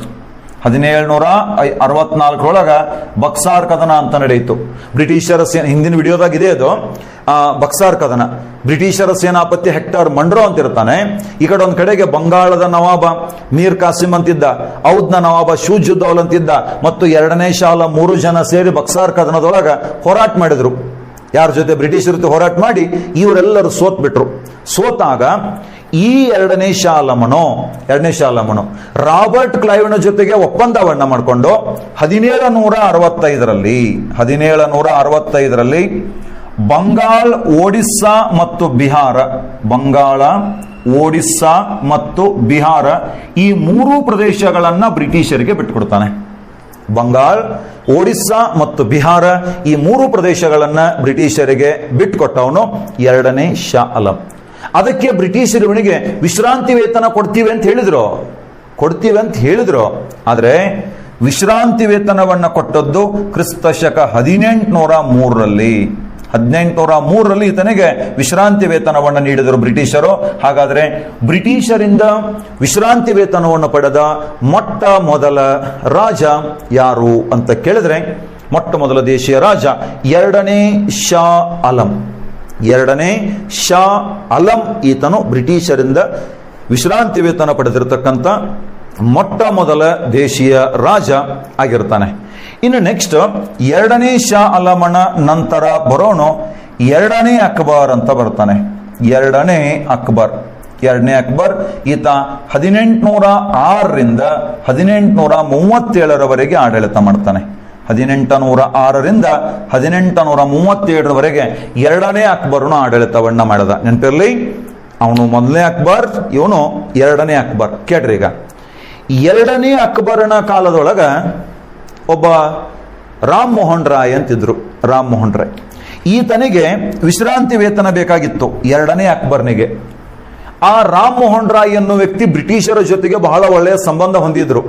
ಅದಕ್ಕಾಗಿ ತನಗೆ ವಿಶ್ರಾಂತಿ ವೇತನ ಕೊಡಿಸ್ಬೇಕಂತ ಅವ್ರು ಲಂಡನ್ ಕಳಿಸಿಕೊಡ್ತಾನೆ. ಆಧುನಿಕ ಭಾರತದ ಇತಿಹಾಸದಲ್ಲಿ ಸಮುದ್ರಯಾನ ಮಾಡಿದ ಮೊಟ್ಟ ಮೊದಲ ವ್ಯಕ್ತಿ ಆ ರಾಮ್ ಮೋಹನ್ ರಾಯ್. ಆಧುನಿಕ ಭಾರತದ ಇತಿಹಾಸದಲ್ಲಿ ಸಮುದ್ರಯಾನ ಮಾಡಿದ ಮೊಟ್ಟ ಮೊದಲ ದೇಶೀಯ ರಾಜ ನಮ್ಮ ಕೊಡಗಿನ ಹಾಲೇರಿ ಮನೆತನದ ಚಿಕ್ಕವೀರ ರಾಜೇಂದ್ರ ಅಂತೇಳಿ. ಇವಾಗ ನೋಡೋಣ. ಆ ರಾಮ್ ಮೋಹನ್ ರಾಯ್ ಎಂಬ ವ್ಯಕ್ತಿಯು ಬ್ರಿಟಿಷರ ಕಡೆಯಿಂದ ಎರಡನೇ ಅಕ್ಬರ್ನಿಗೆ ವಿಶ್ರಾಂತಿ ವೇತನ ಕೊಡಿಸಿದ. ಆದ್ದರಿಂದ ಆತನಿಗೊಂದು ಬಿರುದು ಕೊಟ್ಟ. ಅವರು ರಾಜಾ ರಾಮ್ ಮೋಹನ್ ರಾಯ್ ಅಂತಾದ್ರು. ರಾಜಾ ರಾಮ್ ಮೋಹನ್ ರಾಯ್. ರಾಮ್ ಮೋಹನ್ ರಾಯ್ ರಾಜಾರಾಮ್ ಮೋಹನ್ ರಾಯ್ ಆಗ್ತಾರೆ. ಈ ರಾಜಾರಾಮ್ ಮೋಹನ್ ರಾಯ್ ಅವರಿಗೆ ರಾಜ ಎಂಬ ಬಿರುದನ್ನ ಕೊಟ್ಟಂತ ವ್ಯಕ್ತಿ ಈ ಎರಡನೇ ಅಕ್ಬರ್ ಆಗಿರ್ತಾನೆ. ಈ ಎರಡನೇ ಅಕ್ಬರನ ನಂತರ ಪ್ರಸಿದ್ಧಿಗೆ ಬರುವ ರಾಜ, ಎರಡನೇ ಅಕ್ಬರ್ ನಂತರ ಪ್ರಸಿದ್ಧಿಗೆ ಬರುವ ರಾಜ, ಆಡಳಿತ ಬರುವ ರಾಜ ಎರಡನೇ ಬಹದ್ದೂರ್ ಶಾ ಅಂತ ಬರ್ತಾನೆ. ಎರಡನೇ ಬಹದ್ದೂರ್ ಶಾ ಅಂತೇಳಿ. ಎರಡನೇ ಬಹದ್ದೂರ್ ಶಾ 1837ರಿಂದ 1857, 1837ರಿಂದ 1857 20 ವರ್ಷಗಳ ಕಾಲ ಆಡಳಿತ ಮಾಡ್ತಾನೆ. 1837ರಿಂದ 1857 20 ವರ್ಷ ಆಯ್ತು ಆಡಳಿತ ಮಾಡಿದ. ಇಲ್ಲಿ ಕೇಳಿ, 1849ರಲ್ಲಿ ನಮ್ಮ ದೇಶದಲ್ಲೊಬ್ಬ ಬ್ರಿಟಿಷರ ಗವರ್ನರ್ ಇದ್ದ, ಲಾರ್ಡ್ ಡಾಲ್ ಹೌಸಿ ಅಂತ. Lord Dalhousie. Lord Dalhousie ಎಂಬ ಗವರ್ನರ್ ಜನರಲ್ನು ಈ ಎರಡನೇ ಬಹದ್ದೂರ್ ಶಾನಿಗೆ ಹೇಳ್ತಾನೆ, ನೀನಿರುವವರೆಗೆ ಮಾತ್ರ ನಿನ್ನ ಆಡಳಿತ, ನೀನ್ ಸತ್ ಮೇಲೆ ನಿನ್ನ ಮಕ್ಕಳು ಆಡಳಿತವನ್ನ ಮಾಡೋಂಗಿಲ್ಲ. ನೀನಿರೋವರೆಗೆ ಮಾತ್ರ ನಿನ್ನ ಆಡಳಿತ, ನೀನ್ ಸತ್ ಮೇಲೆ ನಿನ್ನ ಮಕ್ಕಳು ಆಡಳಿತ ಮಾಡುವಂತಿಲ್ಲ ಅಂತ ಹೇಳ್ತಾನೆ. ಬದುಕಿರುವ ಒಬ್ಬ ವ್ಯಕ್ತಿಗೆ ನೀನ್ ಸತ್ ಮೇಲೆ ಅಂತ ಏನಾದ್ರೂ ಹೇಳಿದ್ರೆ ಸಿಟ್ಟು ಬರ್ತದೋ ಇಲ್ಲೋ? ಅದಕ್ಕೀತ ಬ್ರಿಟಿಷರ ಮೇಲೆ ಬಹಳಷ್ಟು ಕ್ರುದ್ಧನಾಗಿದ್ದ, ಬಹಳಷ್ಟು ಸಿಟ್ಟಿಗಿರಿದ್ದ. ಅಷ್ಟಕ್ಕೆ ಬಿಡ್ಲಿಲ್ಲ ಡಾಲ್ ಹೌಸಿ. ಈ ಎರಡನೇ ಬಹದ್ದೂರ್ ಶಾನನ್ನ ಕೆಂಪು ಕೋಟೆಯಿಂದ ಹೊರಗೆ ಹಾಕಿದ್ದ. ಸಣ್ಣದೊಂದು ಅರಮನೆ ಕೊಟ್ಟಿದ್ದ, ಆಡಳಿತ ಎಲ್ಲ ಇವನೇ ಮಾಡ್ತಿದ್ದ, ಕೆಂಪು ಕೋಟೆ ಮಾತ್ರ ಬ್ರಿಟಿಷರ ಕಡೆಗಿತ್ತು. ಅದಕ್ಕಿವ ಒಂದು ಅವಕಾಶಕ್ಕಾಗಿ ಕಾಯಕತ್ತಿದ್ದ. ಏನೇ ಆಗಲಿ, ಮೊಘಲರು ಏನೇ ಮಾಡಲಿ, ಭಾರತದ ಜನರಿಗೂ ಮತ್ತು ಮೊಘಲರಿಗೂ ಭಾವನಾತ್ಮಕ ನಂಟಿತ್ತು. ಎರಡನೇ ಬಹದ್ದೂರ್ ಶಾನನ್ನ ಈ ಬ್ರಿಟಿಷರು ಅವಮಾನಿಸಿದ್ರು ಅಂತೇಳಿ ಭಾರತದ ಜನಸಾಮಾನ್ಯರು ಬ್ರಿಟಿಷರ ಮೇಲೆ ಸಿಟ್ಟಾಗಿದ್ರು. 1857 ಪ್ರಥಮ ಸ್ವತಂತ್ರ ಸಂಗ್ರಾಮ ಅಂತೇನು ಆರಂಭ ಆಯಿತು. ಆ ಪ್ರಥಮ ಸ್ವತಂತ್ರ ಸಂಗ್ರಾಮವು ಆರಂಭವಾದಾಗ ಮೊದಲ ದಂಗೆ ಉತ್ತರ ಪ್ರದೇಶದ ಮೀರತ್ನಲ್ಲಿ ಸ್ಟಾರ್ಟ್ ಆಗ್ತದೆ. ಮೀರತ್ನಲ್ಲಿ ದಂಗೆ ಆರಂಭ ಆಯ್ತು. ಮೀರತ್ನಲ್ಲಿ ದಂಗೆ ಆರಂಭವಾದ ನಂತರ ಆ ಮೀರತ್ನ ದಂಗೆಕೋರರು ದೆಹಲಿಗೆ ಬಂದರು. ದೆಹಲಿಗೆ ಬಂದು ಎರಡನೇ ಬಹದ್ದೂರ್ ಶಾನಿಗೆ ಹೇಳ್ತಾರಂತೆ, ನಾವು ಈ ಬ್ರಿಟಿಷರ ವಿರುದ್ಧ ದಂಗೆ ಆರಂಭಿಸಿದ್ದೀವಿ, ನೀವು ದಂಗೆಯ ನಾಯಕತ್ವವನ್ನು ವಹಿಸ್ಕೊಳ್ಬೇಕಂತ ಹೇಳಿದಾಗ ಎರಡನೇ ಬಹದ್ದೂರ್ ಶಾನಿಗೂ ಸಹಿತ ಬ್ರಿಟಿಷರಿಂದ ಅವಮಾನ ಆಗಿತ್ತು. ತನ್ನ ಕೆಂಪು ಕೋಟೆಯನ್ನು ಬಿಟ್ಟಿದ್ದ, ತನ್ನ ಪೂರ್ವಜ ಶಹಜಾನ್ ಕಟ್ಟಿದ ಕೆಂಪು ಕೋಟೆಯನ್ನು ಬಿಟ್ಟಿದ್ದ, ಕೆಂಪು ಕೋಟೆಯನ್ನ ಬಿಟ್ಟು ಹೋಗಿದ್ದ, ಬೇರೆ ಅರಮನೆಯಲ್ಲಿ ವಾಸ ಮಾಡಬೇಕಾಗಿತ್ತು, ಅವಮಾನ ಆಗಿತ್ತು. ಅದಕ್ಕಾಗಿ ಈ ಎರಡನೇ ಬಹದ್ದೂರ್ ಶಾನು ದೆಹಲಿ ದಂಗೆಯ ನಾಯಕತ್ವವನ್ನು ವಹಿಸಿಕೊಳ್ಳುತ್ತಾನೆ. ಕ್ರಿಸ್ತಶಕ 1857 ಮೇ 11ನೇ ತಾರೀಕಿಗೆ ದೆಹಲಿಯಲ್ಲಿ ದಂಗೆ ಆರಂಭ ಆಯಿತು. 1857 ಮೇ 11 ದೆಹಲಿಯಲ್ಲಿ ದಂಗೆ ಆರಂಭ ಆಯಿತು. ಆದರೆ ಈ ದಂಗೆಯು ಆರಂಭವಾದಾಗ ಎರಡನೇ ಬಹದ್ದೂರ್ ಶಾನಿಗೆ 80 ವರ್ಷ ವಯಸ್ಸಾಗಿತ್ತು. ಇವನೇನು ಯುದ್ಧ ಮಾಡ್ತಾನೆ? ಅದಕ್ಕಾಗಿ ಈತನ ಪರವಾಗಿ ಹೋರಾಡಿದವನು ಇವನ ಸೇನಾಪತಿಯಾಗಿರುವ ಬಕ್ತ ಖಾನ್. ಹಾಗಾದ್ರೆ ದೆಹಲಿ ದಂಗೆಯ ನಾಯಕ 1857 ಪ್ರಥಮ ಸ್ವತಂತ್ರ ಸಂಗ್ರಾಮದ ಸಮಯದಲ್ಲಿ ದೆಹಲಿ ದಂಗೆಯ ನಾಯಕ ಯಾರು ಅಂತ ಕೇಳಿದ್ರೆ, ನೆನಪಿರಬೇಕು ಎರಡನೇ ಬಹದ್ದೂರ್ ಶಾ ಮತ್ತು ಆತನ ಸೇನಾನಿ ಬಕ್ತ ಖಾನ್. 1857 ಭಾರತದ ಪ್ರಥಮ ಸ್ವತಂತ್ರ ಸಂಗ್ರಾಮದ ಬಗ್ಗೆ ಡಿಟೇಲ್ ಆಗಿ 2 ವಿಡಿಯೋಗಳನ್ನು ನಾನು ಮಾಡಿದ್ದೀನಿ. ಹಿಂದೆ ಸುಮಾರು 2 ವರ್ಷಗಳ ಹಿಂದಿನ ವಿಡಿಯೋ ಮಾಡಿದ್ದೀನಿ. ಅವುಗಳನ್ನು ಡಿಟೇಲ್ ಆಗಿದೆ. ಈ ಒಂದು ವಿಡಿಯೋದ ಡಿಸ್ಕ್ರಿಪ್ಷನ್ ಬಾಕ್ಸ್ನೊಳಗೆ ಅದರ ಲಿಂಕ್ ಅನ್ನು ನಾನು ಶೇರ್ ಮಾಡಿರ್ತೀನಿ. ಆ ವಿಡಿಯೋದ ಲಿಂಕ್ ಅನ್ನು ದಯವಿಟ್ಟು ಆ ವಿಡಿಯೋನ ನೋಡಿದ್ರಿ ಅಂತಂದ್ರೆ ಪ್ರಥಮ ಸ್ವತಂತ್ರ ಸಂಗ್ರಾಮದ ಬಗ್ಗೆ ಟೋಟಲ್ ಕ್ಲಾರಿಟಿ ಸಿಗುತ್ತದೆ ನಿಮಗೆ. ಓಕೆ, ಅದಿರಲ್ಲ ನಮ್ಮಲ್ಲಿ ನೋಡುವಂದ್ರೆ ಈಗ ನೋಡೋಣ ಈ ಕಡೆಗೆ. ಈ ಬಕ್ತ ಖಾನ್ ಮತ್ತು ಎರಡನೇ ಬಹದ್ದೂರ್ ಶಾನ ನೇತೃತ್ವದಲ್ಲಿ ಹೋರಾಡಿದಂತ ಇವರು ದೆಹಲಿಯನ್ನ ಬ್ರಿಟಿಷರಿಂದ ವಶಪಡಿಸಿಕೊಂಡು ಈ ಎರಡನೇ ಬಹದ್ದೂರ್ ಶಾನನ್ನು ಭಾರತದ ಚಕ್ರವರ್ತಿ ಅಂತ ಘೋಷಣೆ ಮಾಡಲಾಯಿತು. ನೆನಪಿರಲಿ, ಎರಡನೇ ಬಹದ್ದೂರ್ ಶಾನನ್ನು ಭಾರತದ ಚಕ್ರವರ್ತಿ ಅಂತ ಘೋಷಣೆ ಮಾಡಲಾಯಿತು. ಪದೇ ಪದೇ ಕ್ವಶನ್ ಕೇಳ್ತಿರ್ತಾರೆ, ಪ್ರಥಮ ಸ್ವತಂತ್ರ ಸಂಗ್ರಾಮದ ಸಮಯದಲ್ಲಿ ಈ ಕೆಳಗಿನ ಯಾರನ್ನು ಭಾರತದ ಚಕ್ರವರ್ತಿ ಎಂದು ಘೋಷಣೆ ಮಾಡಲಾಗಿತ್ತು ಅಂತ ಕೇಳ್ತಾರೆ. ಯಾರನ್ನು? ಎರಡನೇ ಬಹದ್ದೂರ್ ಶಾನನ್ನ. 1857 ಮೇ ತಿಂಗಳಲ್ಲಿ ದೆಹಲಿಯಲ್ಲಿದ್ದಂತ ಬ್ರಿಟಿಷ್ ಅಧಿಕಾರಿಗಳನ್ನ, ಕೆಲವು ಜನರನ್ನ ಕೊಂದು, ಕೆಲವು ಜನರನ್ನ ಅಲ್ಲಿಂದ ಹೊರಹಾಕಿ ದೆಹಲಿಯ ಕೆಂಪು ಕೋಟೆಯನ್ನು ವಶಪಡಿಸಿಕೊಂಡು ಎರಡನೇ ಬಹದ್ದೂರ್ ಶಾನನ್ನು ಭಾರತದ ಚಕ್ರವರ್ತಿಯಾಗಿ ಘೋಷಣೆ ಮಾಡಲಾಯಿತು. ಆದರೆ ಬ್ರಿಟಿಷರು ಸೆಪ್ಟೆಂಬರ್ ತಿಂಗಳವರೆಗೆ ಕಾಯ್ತಾರೆ. ಸೆಪ್ಟೆಂಬರ್ನಲ್ಲಿ ಒಬ್ಬ ನಿಕೋಲ್ಸನ್ ಅಂತ ಬ್ರಿಟಿಷ್ ಅಧಿಕಾರಿ ಬರ್ತಾನೆ. ನಿಕೋಲ್ಸನ್ ಎಂಬ ಬ್ರಿಟಿಷ್ ಅಧಿಕಾರಿಯು ಬಂದು ಈ ದೆಹಲಿಯ ಮೇಲೆ ಯುದ್ಧ ಮಾಡ್ತಾನೆ. ಎರಡನೇ ಬಹದ್ದೂರ್ ಶಾನಿಗೆ 5 ಜನ ರಾಣಿಯರಿದ್ರು. ಅದ್ರಾಗ ಒಬ್ಳು ಜೀನತ್ ಮಹಲ್ ಅಂತೇಳಿ, ಬಹುಶಃ ಅವಳಿಗೆ ಸ್ವಲ್ಪ ಪ್ರೀತಿ ಕಡಿಮೆ ತೋರಿಸಿದ್ದ ಅನಿಸ್ತದೆ. ಆ ಜೀನತ್ ಮಹಲಳು ಬ್ರಿಟಿಷರಿಗೆ ಸಹಾಯ ಮಾಡ್ತಾಳೆ. ಜೀನತ್ ಮಹಲ್ ಬ್ರಿಟಿಷರಿಗೆ ಸಹಾಯ ಮಾಡಿದ್ರು. ಜೀನತ್ ಮಹಲಳ ಸಹಾಯ ತೆಗೆದುಕೊಂಡು ನಿಕೋಲ್ಸನ್ ಅನ್ನು ದೆಹಲಿ ಮೇಲೆ ದಾಳಿ ಮಾಡಿ ಎರಡನೇ ಬಹದ್ದೂರ್ ಶಾನನ್ನು ಸೋಲಿಸಿದ. ಅವನ ಮಕ್ಕಳಾದ ಮಿರ್ಜಾ ಮುಘಲ್ ಮತ್ತು ಜನಾನ್ ಬಕ್ತ ಅಂತಿದ್ರು, ಅವರನ್ನು ಶಿರಚ್ಛೇದನ ಮಾಡಲಾಯಿತು. ಆಗ ಈ ಎರಡನೇ ಬಹದ್ದೂರ್ ಶಾನು ಹೆದರ್ಕೊಂಡು ಬರ್ಮಾ ದೇಶದ ರಂಗೂನಿಗೆ ಓಡಿ ಹೋದ. ಕೆಲವು ಜನ ಗಡಿಪಾರು ಮಾಡಿದರು ಅಂತ ಹೇಳ್ತಾರೆ, ಇನ್ನು ಕೆಲವು ಜನ ಈತನೇ ಪಲಾಯನಗೈದ ಅಂತ ಹೇಳ್ತಾರೆ. ಒಟ್ಟಿನಾಗ ಬರ್ಮಾ ದೇಶದ ರಂಗೂನಿಗೆ ಹೋಗ್ತಾನೆ ಎರಡನೇ ಬಹದ್ದೂರ್ ಶಾ. ಆಗ ಬ್ರಿಟಿಷರು ದೆಹಲಿಯನ್ನ ವಶಪಡಿಸಿಕೊಳ್ತಾರೆ. ದೆಹಲಿ ವಶಪಡಿಸಿಕೊಂಡ್ರೆ ಈಗ ನೋಡ್ರಪ್ಪ, ಇಲ್ಲಿ ಪ್ರಥಮ ಸ್ವತಂತ್ರ ಸಂಗ್ರಾಮ ನೋಡಿದಾಗ ಬ್ರಿಟಿಷರು ನಮಗೆ ಮೋಸ ಮಾಡಿದ್ದಕ್ಕಿಂತ ಹೆಚ್ಚಾಗಿ ನಮ್ಮವರೇ ನಮಗೆ ಮೋಸ ಮಾಡಿದ್ರು. ಇಲ್ಲಿ ನೋಡ್ರಿ, ಗಂಡನಿಗೆ ಹೆಂಡತಿನೇ ಮೋಸ ಮಾಡ್ಯಾರ. ಗಂಡನಿಗೆ ಹೆಂಡತಿನೇ ಮೋಸ ಮಾಡಿದ್ರು. ಒಂದು ಅರ್ಥಕ್ಕೆ ಹೆಂಗೈತೆ ಅಂದ್ರೆ ಸೌತಿ ಗಂಡ ಸಾಯಿಲಿ ಅಂತಂದಂಗಿದು ಅಂತ ಒಂದು ಪರಿಸ್ಥಿತಿ ಅದೇ ಇವಾಗಿಲ್ಲಿ. ಈ ಜೀನತ್ ಮಹಲ್ ಬ್ರಿಟಿಷರಿಗೆ ಸಹಾಯ ಮಾಡಿದಳು, ತನ್ನ ಗಂಡನಿಗೆ ಮೋಸ ಮಾಡಿದಳು. ಇದು ಇಳಿ ವಯಸ್ಸಿನಾಗ ಸೋತು ಬರ್ಮಾ ದೇಶದ ರಂಗೂಣಿಗೆ ಓಡಿ ಹೋಗಿ 1862ರವರೆಗೆ ಅಲ್ಲೇ ಇದ್ದುಕೊಂಡು 1862 ಸತ್ತ ತಂದು ಅವನನ್ನು ದೆಹಲಿ ಒಳಗೆ ಸಮಾಧಿ ಮಾಡಿದರು. ನೆನಪಿರಲಿ, ಎರಡನೇ ಬಹದ್ದೂರ್ ಶಾನ ಸಮಾಧಿ ದೆಹಲಿಯಲ್ಲಿದೆ. ಇದೇ ಎರಡನೇ ಬಹದ್ದೂರ್ ಶಾನೆ ಮೊಘಲ ಸಾಮ್ರಾಜ್ಯದ ಕೊನೆಯ ಚಕ್ರವರ್ತಿ ಆಗಿರ್ತಾನೆ. ಮೊಘಲ ಸಾಮ್ರಾಜ್ಯದ ಕೊನೆಯ ಚಕ್ರವರ್ತಿ ಈ ಎರಡನೇ ಬಹದ್ದೂರ್ ಶಾ ಅಂತೇಳಿ. ಇಷ್ಟು ಮೊಘಲ ಸಾಮ್ರಾಜ್ಯದ ಇತಿಹಾಸ ಇದೆ. ಮೊಘಲ ಸಾಮ್ರಾಜ್ಯ ಇತಿಹಾಸ ಇದೆ ಇದು. ಓಕೆ ಆತ್ಮೀಯ ಸ್ಪರ್ಧಾರ್ಥಿಗಳೇ, ಸುಮಾರು 1 ಗಂಟೆವರೆಗೆ ನೀವೊಂದು ತರಗತಿಯನ್ನು ನೀವೆಲ್ಲ ಆಲಿಸಿದಿರಿ. ಇಲ್ಲಿ ನಾನು ಎಕ್ಸಾಮ್ಗೆ ಏನು ಕೇಳ್ತಾರೋ ಅದೆಲ್ಲವನ್ನ ಸಂಪೂರ್ಣವಾಗಿ 100ಕ್ಕೆ 100 ಅಂತೂ ಮಾಡೋಕ್ಕಾಗಲ್ಲ, ಬಟ್ 99% ನಾನು ಕವರ್ ಮಾಡೋದಕ್ಕೆ ಪ್ರಯತ್ನ ಪಟ್ಟಿದ್ದೀನಿ. ಇದೇ ರೀತಿಯಾಗಿ ನಿಮ್ಮೆಲ್ಲರ ಬೆಂಬಲವು ನಿರಂತರವಾಗಿರಲಿ.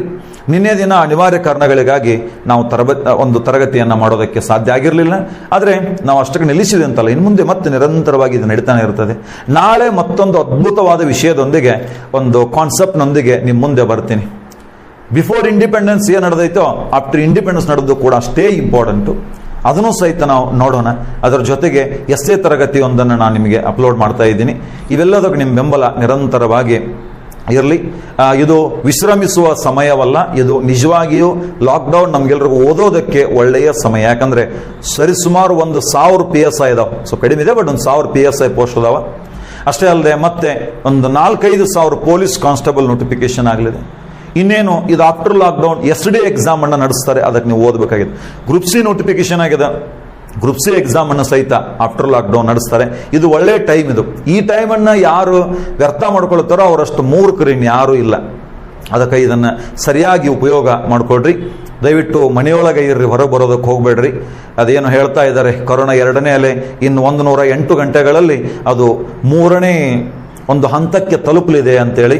ಆ 3ನೇ ಹಂತಕ್ಕೆ ತಲುಪಿದ್ರೆ ಪರಿಸ್ಥಿತಿ ಇನ್ನಷ್ಟು ಗಂಭೀರ ಆಗ್ಬೋದು ಅಂತ ಹೇಳ್ತಾರೆ. ಅದಕ್ಕೆ ನಮ್ಮೆಲ್ಲರ ಜೀವವನ್ನು ಕಾಪಾಡಿಕೊಳ್ಳೋದು ನಮ್ಮ ಜವಾಬ್ದಾರಿ ಆಗಿರೋದು. ದಯವಿಟ್ಟು ಮನೆಯಲ್ಲಿರಿ, ಜೊತೆಗೆ ಅಧ್ಯಯನ ನಿರಂತರವಾಗಿರಲಿ. ನಾನು ನಾಳೆ ಕ್ಲಾಸ್ನ ನಿಮಗೆ ಯಾವುದೋ ಒಂದು ಹೊಸ ವಿಷಯದೊಂದಿಗೆ ಬರ್ತೀನಿ. ಅದರ ಜೊತೆಗೆ ಯಾವ ರೀತಿ ಅಧ್ಯಯನ ಮಾಡಬೇಕು ಮತ್ತು ಎಲ್ಲಿ ಯಾವುದನ್ನು ಓದಿದ್ರೆ PSI, PC, SDA, PDA ಮತ್ತು KSನಾಗ ಹೆಚ್ಚಿನ ಮಾರ್ಕ್ಸ್ ಅನ್ನು ಪಡಿಬಹುದು ಅಂತೇಳಿ ನಾನು ಒಂದು ಮಾತು ಹೇಳ್ತಿದ್ದೆ. ಮುಟ್ಟಿದ್ದೆಲ್ಲವೂ ಚಿನ್ನವಾಗಬೇಕಾದರೆ ಚಿನ್ನವನ್ನೇ ಮುಟ್ಟಬೇಕು ಅಂತೇಳಿ. ಮುಟ್ಟಿದ್ದೆಲ್ಲವೂ ಚಿನ್ನವಾಗಬೇಕಾದ್ರೆ ಚಿನ್ನವನ್ನೇ ಮುಟ್ಟಬೇಕು. ನಾವು ಓದಿದ್ರಲ್ಲೇ ಪ್ರಶ್ನೆ ಬರಬೇಕಂದ್ರೆ ಅವ್ರ ಪ್ರಶ್ನೆ ಎಲ್ಲಿಂದ ಕೇಳ್ತಾರೋ ಅಲ್ಲಿ ನಾವು ಓದಬೇಕು. ಅವ್ರ ಪ್ರಶ್ನೆ ಎಲ್ಲಿಂದ ಕೇಳ್ತಾರೆ PSI, PC, SDA, PDA ಮತ್ತು KS ಫಿಲ್ಮ್ಸ್ನಾಗ ಅವುಗಳನ್ನು ನಾವು ಟಾರ್ಗೆಟ್ ಮಾಡಿ ಓದಬೇಕಾಗ್ತದೆ. ಅವುಗಳನ್ನ ನಾವು ನಾಳೆ ಕ್ಲಾಸ್ನೊಳಗೆ ಡಿಟೇಲ್ ಆಗಿ ನೋಡೋಣ ಅಂತ ಹೇಳ್ತಾ ಇವತ್ತಿನ ಈ ಒಂದು ತರಗತಿಯನ್ನು ನಾವಿಲ್ಲಿಗೆ ಮುಗಿಸೋಣ. ನೀವಿನ್ನೂ ನಮ್ಮ ಚಾನಲ್ಗೆ ಸಬ್ಸ್ಕ್ರೈಬ್ ಆಗಿಲ್ಲ ಅಂತಂದ್ರೆ ಸಿದ್ದಣ್ಣ ದಳವಾಯಿ ಎಜುಕೇಟರ್ ಚಾನಲ್ ಸಬ್ಸ್ಕ್ರೈಬ್ ಆಗ್ರಿ. ನೀವು ಭಾಳ ಜನ ಕೇಳ್ತಿರ್ತೀರಿ, ಸರ್ ವಿಡಿಯೋ ಲಿಂಕನ್ನು ಶೇರ್ ಮಾಡಿರಿ ಅಂತೇಳಿ. ಪ್ರತಿದಿನ ಲಿಂಕನ್ನು ಶೇರ್ ಮಾಡೋದು ಸ್ವಲ್ಪ ಕಷ್ಟ ಆಗ್ತದೆ. ಅದಕ್ಕೆ ನೀವು ಸಬ್ಸ್ಕ್ರೈಬ್ ಬಟನ್ ಪಕ್ಕದಲ್ಲಿರುವ ಬೆಲ್ ಐಕಾನ್ ಅನ್ನು ಕ್ಲಿಕ್ ಮಾಡಿದ್ರೆ ನಿಮಗೆ ಪ್ರತಿದಿನ ವಿಡಿಯೋ ನೋಟಿಫಿಕೇಶನ್ ಬರ್ತದೆ. ನೋಟಿಫಿಕೇಶನ್ ಬರಲಿ ಬಿಡಲಿ, ಪ್ರತಿದಿನ 9 ಗಂಟೆಗೆ ತರಗತಿ ಮಾತ್ರ ಇದ್ದೇ ಇರ್ತದೆ. ಒಂದು ವೇಳೆ ತರಗತಿ ಇಲ್ಲದೆ ಹೋದರೆ, ಅನಿವಾರ್ಯ ಕಾರಣಗಳು ಇಲ್ಲದೆ ಹೋದರೆ, ನಾನು ಒಂದು 2-3 ಗಂಟೆ ಮುಂಚೆ ನಿಮಗೆ ನನ್ನ ಯೂಟ್ಯೂಬ್ ಚಾನಲ್ನ ಒಂದು ಕಮ್ಯುನಿಟಿ ಬಾಕ್ಸ್ ಒಳಗೆ ಒಂದು ಮೆಸೇಜ್ ನಾನು ಹಾಕಿರ್ತೀನಿ, ಅದು ನೋಡ್ತಾ ಇರಿ. ಆದರೆ 99% ಕ್ಲಾಸ್ ಅಂತೂ ಇದ್ದೇ ಇರ್ತದೆ. ನಿಮ್ಮ ಬೆಂಬಲ ಹೀಗೆ ಇರಲಿ. ಎಲ್ಲರೂ ಸುರಕ್ಷಿತವಾಗಿರ್ರಿ. ಇವತ್ತಿನ ತರಗತಿಯಲ್ಲಿ ಮುಗಿಸೋಣ. ತಮ್ಮೆಲ್ಲರಿಗೂ ನಮಸ್ಕಾರ, ಶುಭರಾತ್ರಿ.